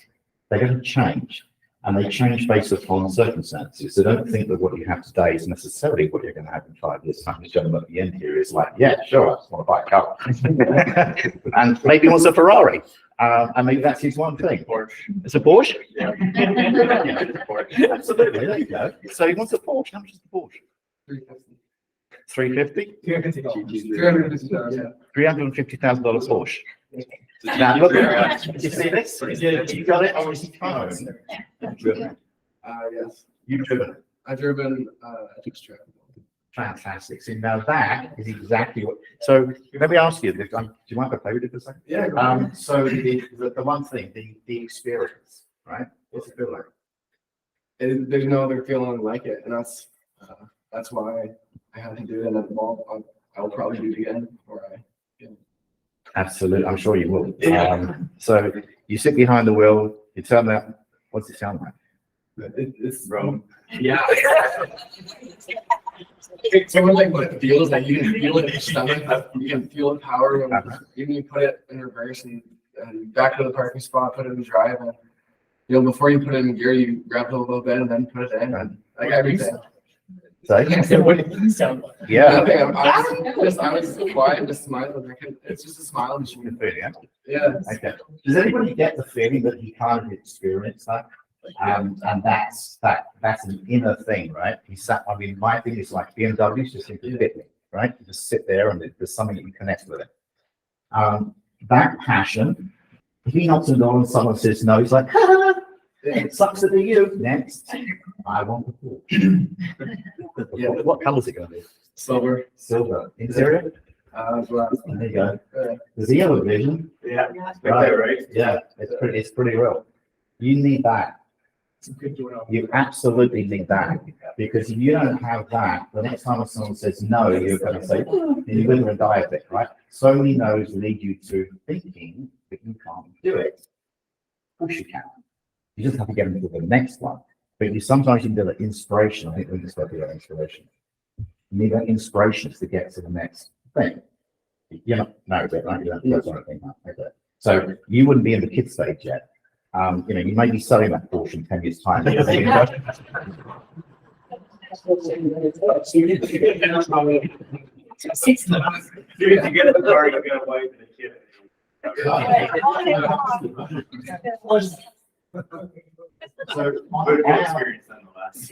on our team, this is something we do a lot. My team actually hates me once a year at least, because we do business planning. And the first, I can tell you, the first morning of the business planning is all about this stuff. It's about the why am I doing what I'm doing? What do I really want? Do I need lots of money? Do I need 100 deals a year? Maybe I just need 20. Right? It's not like I have to do X number of deals. It's like, what do I really want? And there's actually a book, I think it's called Who Are You and What Do You Really Want? I forgot who wrote it, but it's a good book. I do have a copy and I did read it, and I think it helped a bit. But the key thing is, in my mind, is what do you really want? How passionate are you about it? And why? Because if you don't know the answer to why, I don't know, it's just about the money at that point, right? And it's about the experience, of driving that Porsche, about the experience of watching your kids go off to university, and more importantly, watching them come back again. Now, Kate's dealt with it 3 times. She came home, and then she left 3 times, which put me through it 3 times, which didn't really enjoy it very much, but she's doing great, right? So you got to answer this question, and if your one thing does not equal the why, if the two are not attached, you are going to struggle, because this business will kick you in the, you know what, more times than you would perhaps like, and you need to go back to the why and experience the Porsche moment. Because if you've got that nailed down, the rest of it becomes easy. So there's another phrase that says, when you know the why, the how is easy. Right? And that matters a lot. So I thought I'd talk a bit about that. Our team set up, the way we do things within our team, it's not about me, it's about them. So their whys, I know them all. And I nicely use it occasionally to remind them why they didn't do their 100 calls last week or whatever it might have been. They don't answer. We don't beat people up. But it's more about the team. So if you're thinking of growing a team, you have to kind of think about what they really want. It's not what I want. Right? I know what I want. It's what they want. And my job as a team leader is to help them get what they want. Because if they get what they want, I get what I want. I actually get more enjoyment out of seeing the team succeed than I do. To be perfectly honest. I know I can sell a townhouse. I don't need to prove it to me anyway that I can sell a townhouse. But if I can take the team and I can get everybody on the team to do 15 to 20 ends a year, that's probably going to get them towards some of their whys if that's what they want to do. But it's not important to me that they want to do 10 or 20 or 50. What's important to me is they know their why. Because I want them to enjoy what they're doing and succeed. And if they're enjoying what they're doing and they've got a very determined why, their client is going to have a phenomenal experience, because they will go the extra mile to make sure that that client gets there. And part of that is that business planning, which is why we had that half a day of pain when I asked them what their why is, and we kind of go through and make sure that they've really got it mapped out. You helped Michelle and I go through an exercise. We were huge believers in, if you put it on paper, it's going to happen. Mm-hmm. We do vision boards, I don't know, every quarter, pretty much every quarter, but you helped us take it to that next level of like, hey, you want this? Okay, what's the next step after you get that Porsche? Maybe he wants to be a Porsche collector. Mm-hmm. And I really had a hard time finding my one thing. I felt like I had lots of one things. It was like, well, I want this one thing, but I don't want it at this stage of life. Okay. So the reason I bring this up is that the exercise that you shared us to do allowed me to realize what is the one thing that's more present now that maybe is in the next 12 to 24 months that's going to motivate me, bring the best out of me, and let me be the best version of myself, like you mentioned to the clients. Thank you. That's awesome. I'm glad I can help. Sometimes you kind of sit down with people and you're not sure if you're helping or hindering necessarily. So I appreciate that. Thank you very much. We do have a weekly accountability, but accountability is not really for me to hold them accountable. It's them to ask themselves, did I do what I said I was going to do? Such that I can get to that one thing that I'm looking at for the next month or next 6 months, such that I can get to my 1 year goal, that I can get to my 3 year goal, that I can get the Porsche. When, by the way, are you going to get that Porsche? I want to do 100 deals a year before I get the Porsche, so hopefully in the next 6 years. Like 100 deal in 1 year, and then that's the year that I will get myself. What year are you going to do 100 deals? What's the first year? 2025. 2025. 2026, 2025. 5 or 6? I'll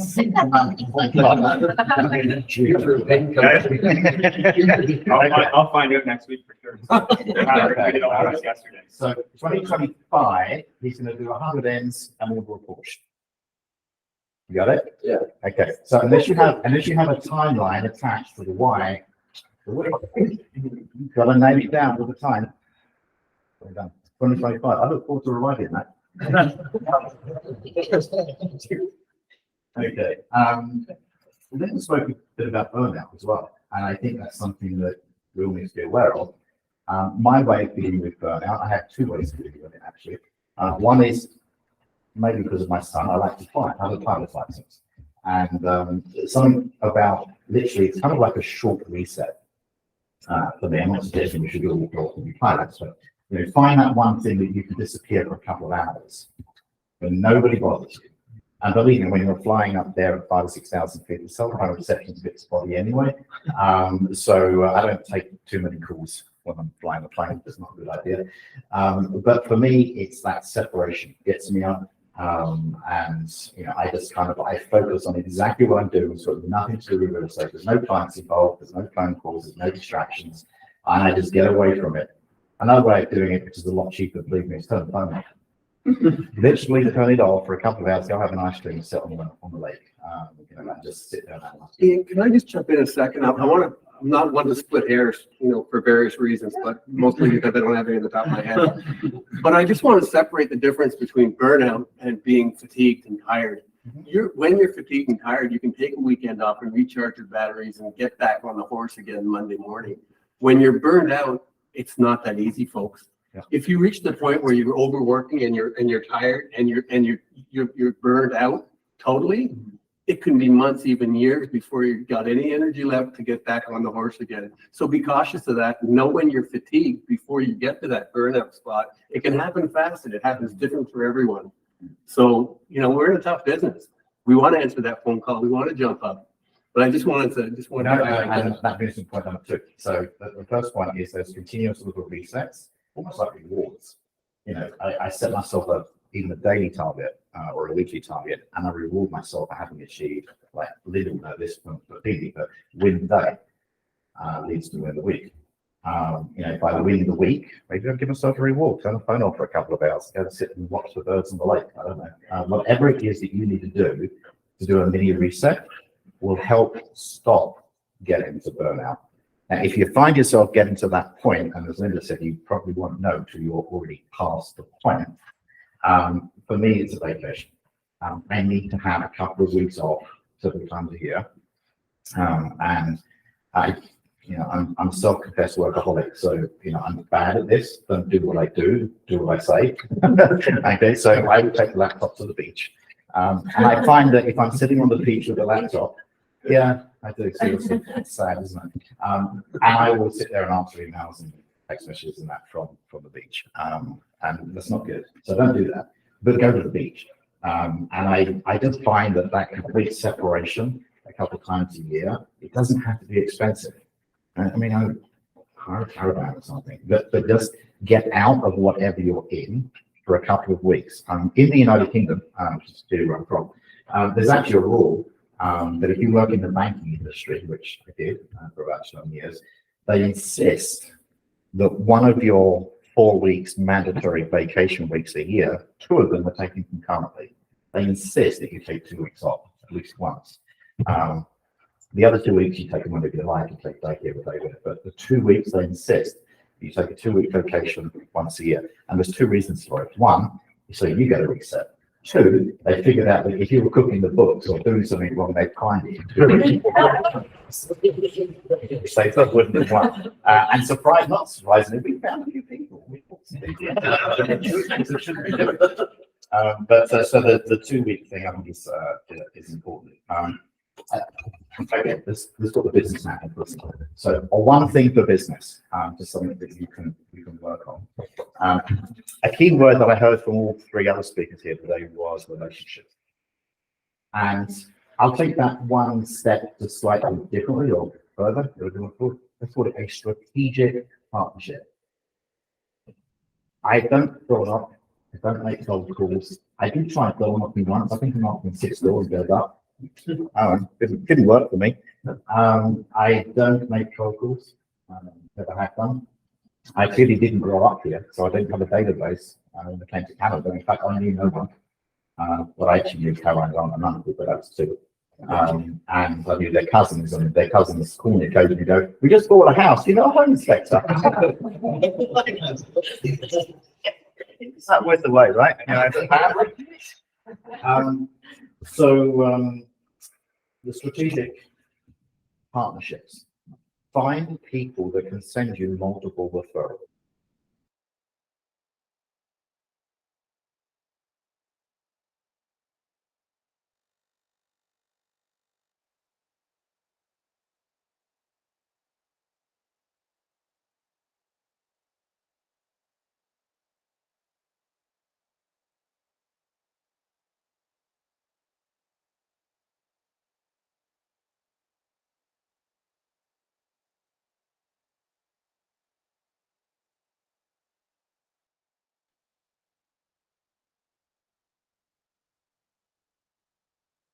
I'm not sure if anyone's even.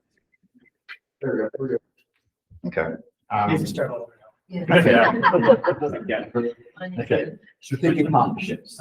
So mortgage broker is an easy one. We track how many referrals we get versus how many referrals we receive. And I expect, it's an expectation, that the team will give out twice as many as we receive. It's a basic standard principle of mine. You give twice as much as you expect. We give not expecting anything. I'll drive across town if I think there's a referral that I can pick up for a client. The client owns a business, especially. I'll go out of my way to find that client's business. So if you have a client in a database that's on a window cleaner, why not try to get that window cleaner referrals? Because if that window cleaner is cleaning lots and lots of houses, he's probably going to have a bit of a heads up if somebody wants to sell their house. So we spend a lot of time trying to develop strategic relationships and strategic partners of who can send me business because I'm going to send them lots of business, or I'm going to love on them in a really nice way. I prefer to do business that way. It's perhaps not quite as consistent. Like you don't really know when a referral is going to show up. I mean, you could get 3 tomorrow. It's like a London bus. You get 3 coming one go, and then 1 not for a week.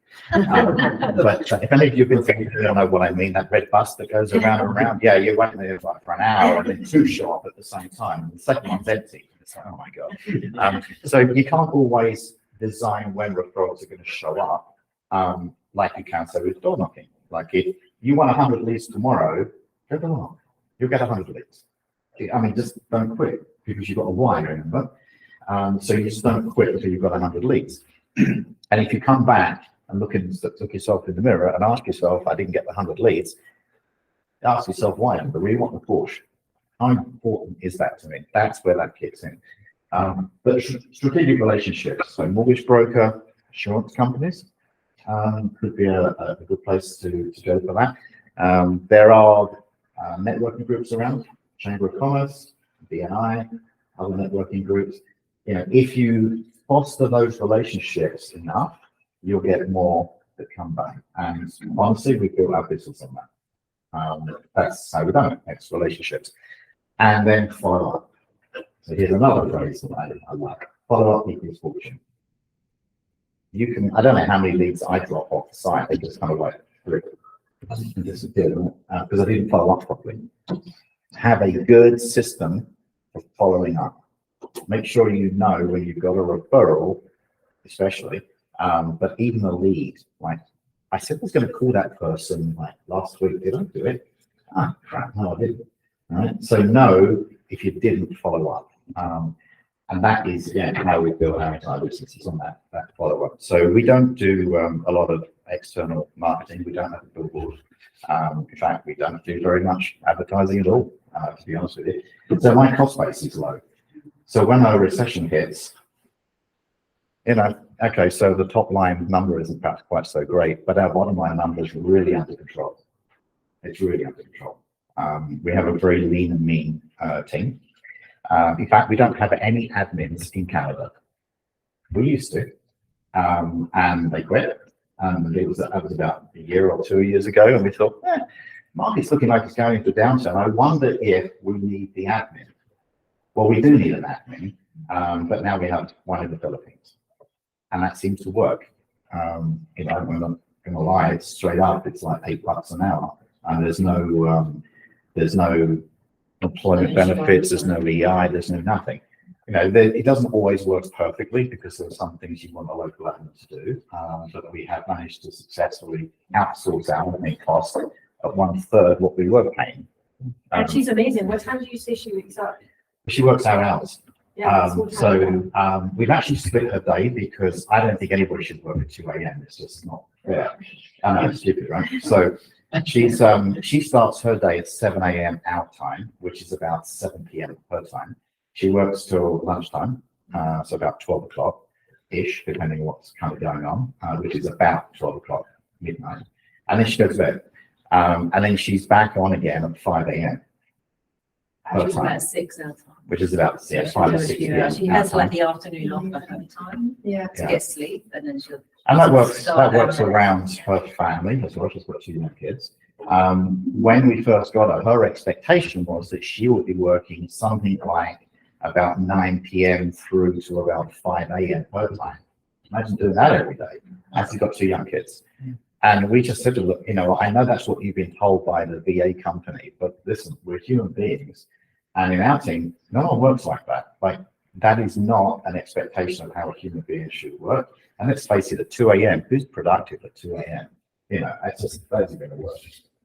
So we worked with her and we molded our team. And quite frankly, like between 12 and 4 or 5 in the afternoon, what is it that you would be doing as a real estate agent? You're probably out with somebody. And if you do a deal in the afternoon, you can give it to her at 5 p.m. and she takes care of it. If you do a deal at 7 or 8 p.m., no one's doing anything with that anyway for the next morning. But if she's in the office 2 hours before on average we are, she's dealt with it before we get into the office and we start the day. So we found that works quite well. But we did mess up a couple with admin hires in those early days as well. We ended up hiring 2 and we lost both of them within 3 months. What a shame. The third one stuck for 10 years. And the difference between the first 2 and the third one was we actually developed a really solid hiring process. And it was not quick. And it took a few weeks to get through once we thought we found the right person, and we interviewed her in certain different ways until we found the right person. And then she stuck for 10 years. So that went well. The other thing we do as a one thing in business is, I wouldn't say it's not like we must do, but we have a focus on investment real estate. So we're Dave sells Muskoka. It's very well known in the Angus area. We sell investment real estate. That's my gig. That's what I do. So you won't necessarily see me on a billboard because that's more of a generalist, like an area or a type of thing, or if you're that other name, Barris, whatever it is. It's kind of that's more money than sense. I don't know, someday. But from our perspective, if you were to get into the investment circles, my name will crop up. And it won't necessarily crop up on the billboard, it'll crop up because someone says you need to put it here. Because we will tell you as it is. We won't sell you a so-called investment property unless it is a true good investment property. In fact, I turn down most properties before we kind of get there on the basis that the numbers don't work or something's not right. I'd like to blow my own trumpet, but I'm very, very knowledgeable when it comes to investing and the Residential Tenancies Act, which kind of go hand in hand. We do have a property management company, and that company feeds our investment business and vice versa. So we do have clients that want to buy an investment property and then they don't want to do it with tenants. So we have that as a separate company that dovetails and they kind of runs a little bit of a loss leader, the property management, my God, it's a loss leader. And talk about if you want to lose your focus. Get tenants. I honestly, I'll be straight up with you. I think if I gave up the property management business and took the time that I spent sorting that stuff out and just focused on selling real estate, I'd probably make more money. Is there any hope with the LTV in, like, real quick, can you touch that? Are they still overhauling it? Is it ever gonna get better? I don't think so. Not once we had this. They've never caught up in COVID and they never will catch up as far as I'm concerned. Right now it's about 4.5 months from the day the tenant gets served an L1 before you get a court date.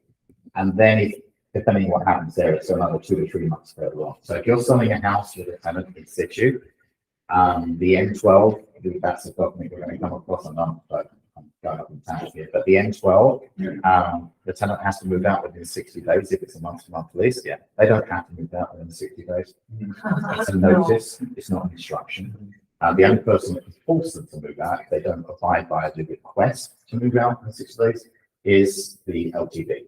And you're back to an 8-month lead time, roughly speaking. So just be prepared. If you're running offers to do with investment properties, there are some very bespoke clauses that you really want to put in there to try and protect yourself and your client. But anyway, so the investment real estate is something that we've focused on. It's my thing. It's not necessarily the team's thing. They will have their own ways of doing stuff. We have members in our team that cold call and do all that lovely stuff as well. I just personally have never done it. I've built our business, or we built our business on relationship. And it's that way, yeah. And I think about that. It's just after 2 o'clock. I don't think I have anything else I wanted to say. What have we got? Serve the client, ignore the SRP. Did I say that out loud? Self-represented person?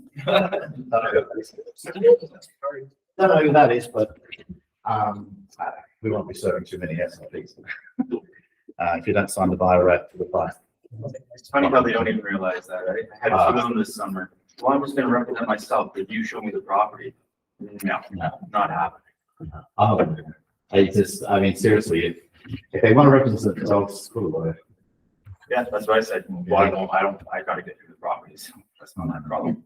It's also a Saturday, good luck getting a lawyer to write the offer for you. Yeah, I'm just not going to go there. I mean, they say do a service to your client, being the seller. I don't know. It's not. Depends on how you spend it. Yeah, it's so dangerous. I have that conversation with my sellers before we even get to this. Like, I tell them, we will not put you in that position to have somebody that we don't know coming to your house. Yeah. Because if we're not being represented by anybody, who's to blame? Me. That's it. So no, not a chance. We're signing, just so everybody knows, if you see a Hocking Homes listing, it is a brokerage listing as far as we're concerned. We're not doing designated rep, we're doing a brokerage rep, which means that any one of you can show any one of our listings, you don't need permission. That's right. I think we're doing the same thing. We have to 100% but it makes sense from a team perspective because we discuss each other's clients.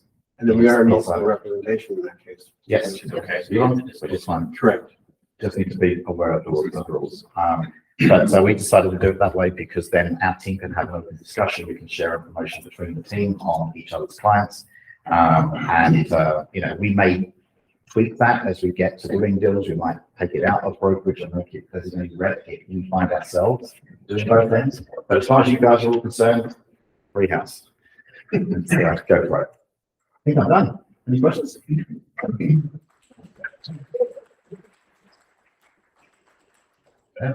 Yeah, thanks. Thank you, Eric, for coming, for Linda, Dave, especially for bringing the donuts. Ian as well. I don't know what donuts. People, I wanted to line it up to you guys. The typical KW thing is a Haas. So you listen to 4 top agents and their teams. They go Haas, things are taken away. one thing that you're gonna take away? Anything you want to speak I to? suppose add one thing. We do have a coach. We had three coaches, because I'm a difficult as a coach. So, one of them is an executive coach, and the other one, is a separate coach, and a group. So we have. Yeah. So, Yeah, so true. Those next emails, guys. I've got a just observation, like, and Ian, I apologize I missed, but I've gleaned so much from you, you know. Together.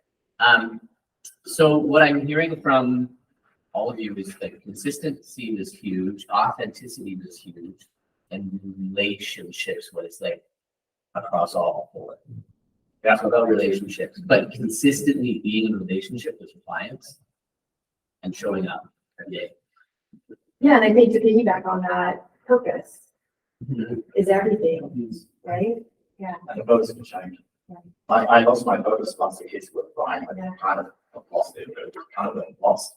Yeah. I had to switch that because now it's so much about Caroline and I, as much as it's anything else. But then we took that focus and we have other focuses which are now more about giving and charitable stuff. Oh, by the way, I think that OTP and by the way, thank you so much. Christmas cheer will be very critical. Applications supposed today for Christmas cheer. So if you know anybody who needs help, let me stay. So in discussion about motivation, it's good to want to push. Some people don't know what they want, but they do know where they do not want to be, or where they don't want to be again. They've been in a bad situation, and sometimes that pain motivates a lot more than desires, or positive desires. And that's. I'm not saying dwell on those things, but it's a really good motivator to not be in a bad situation and you couldn't get out of it at some point. That's a really good motivator to keep working on a day where you might not be feeling great or you're just not feeling it. It's like, no, I'm not going back there. For me, it's about mindset. I worked in a factory before I did this. I was not even planning on being a real estate agent. I started a tree farm, so I didn't die in my factory. So that's why I learned how to be a salesperson. And it's believing in yourself and the want for more. So like, there's no secret other than being motivated and having the desire to do something.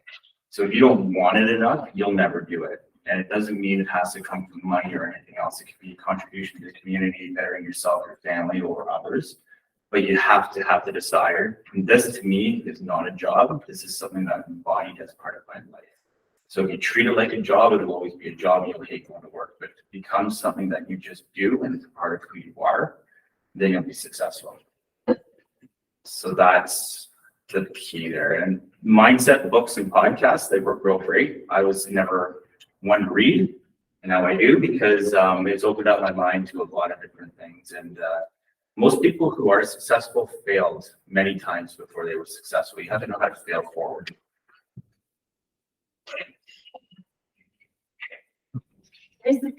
Great, thank you.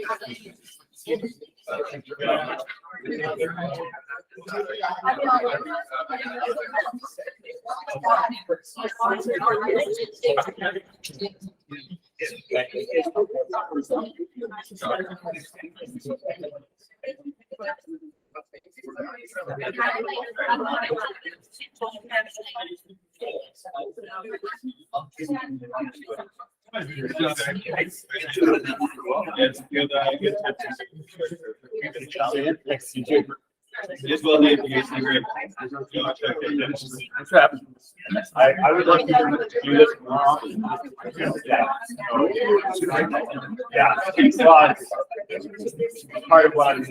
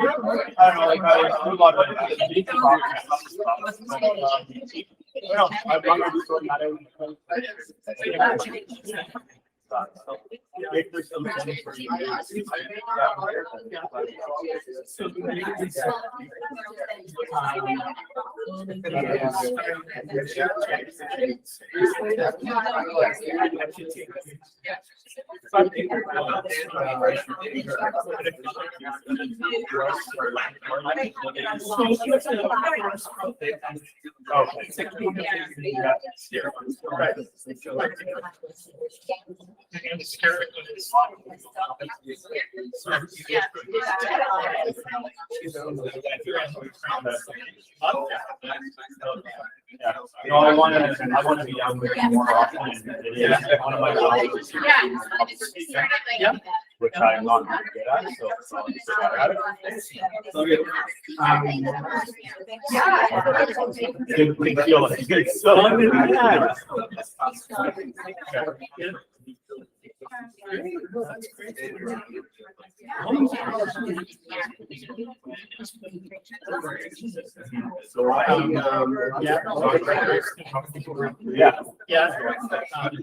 There's not a guy. We're not at the point. So that became.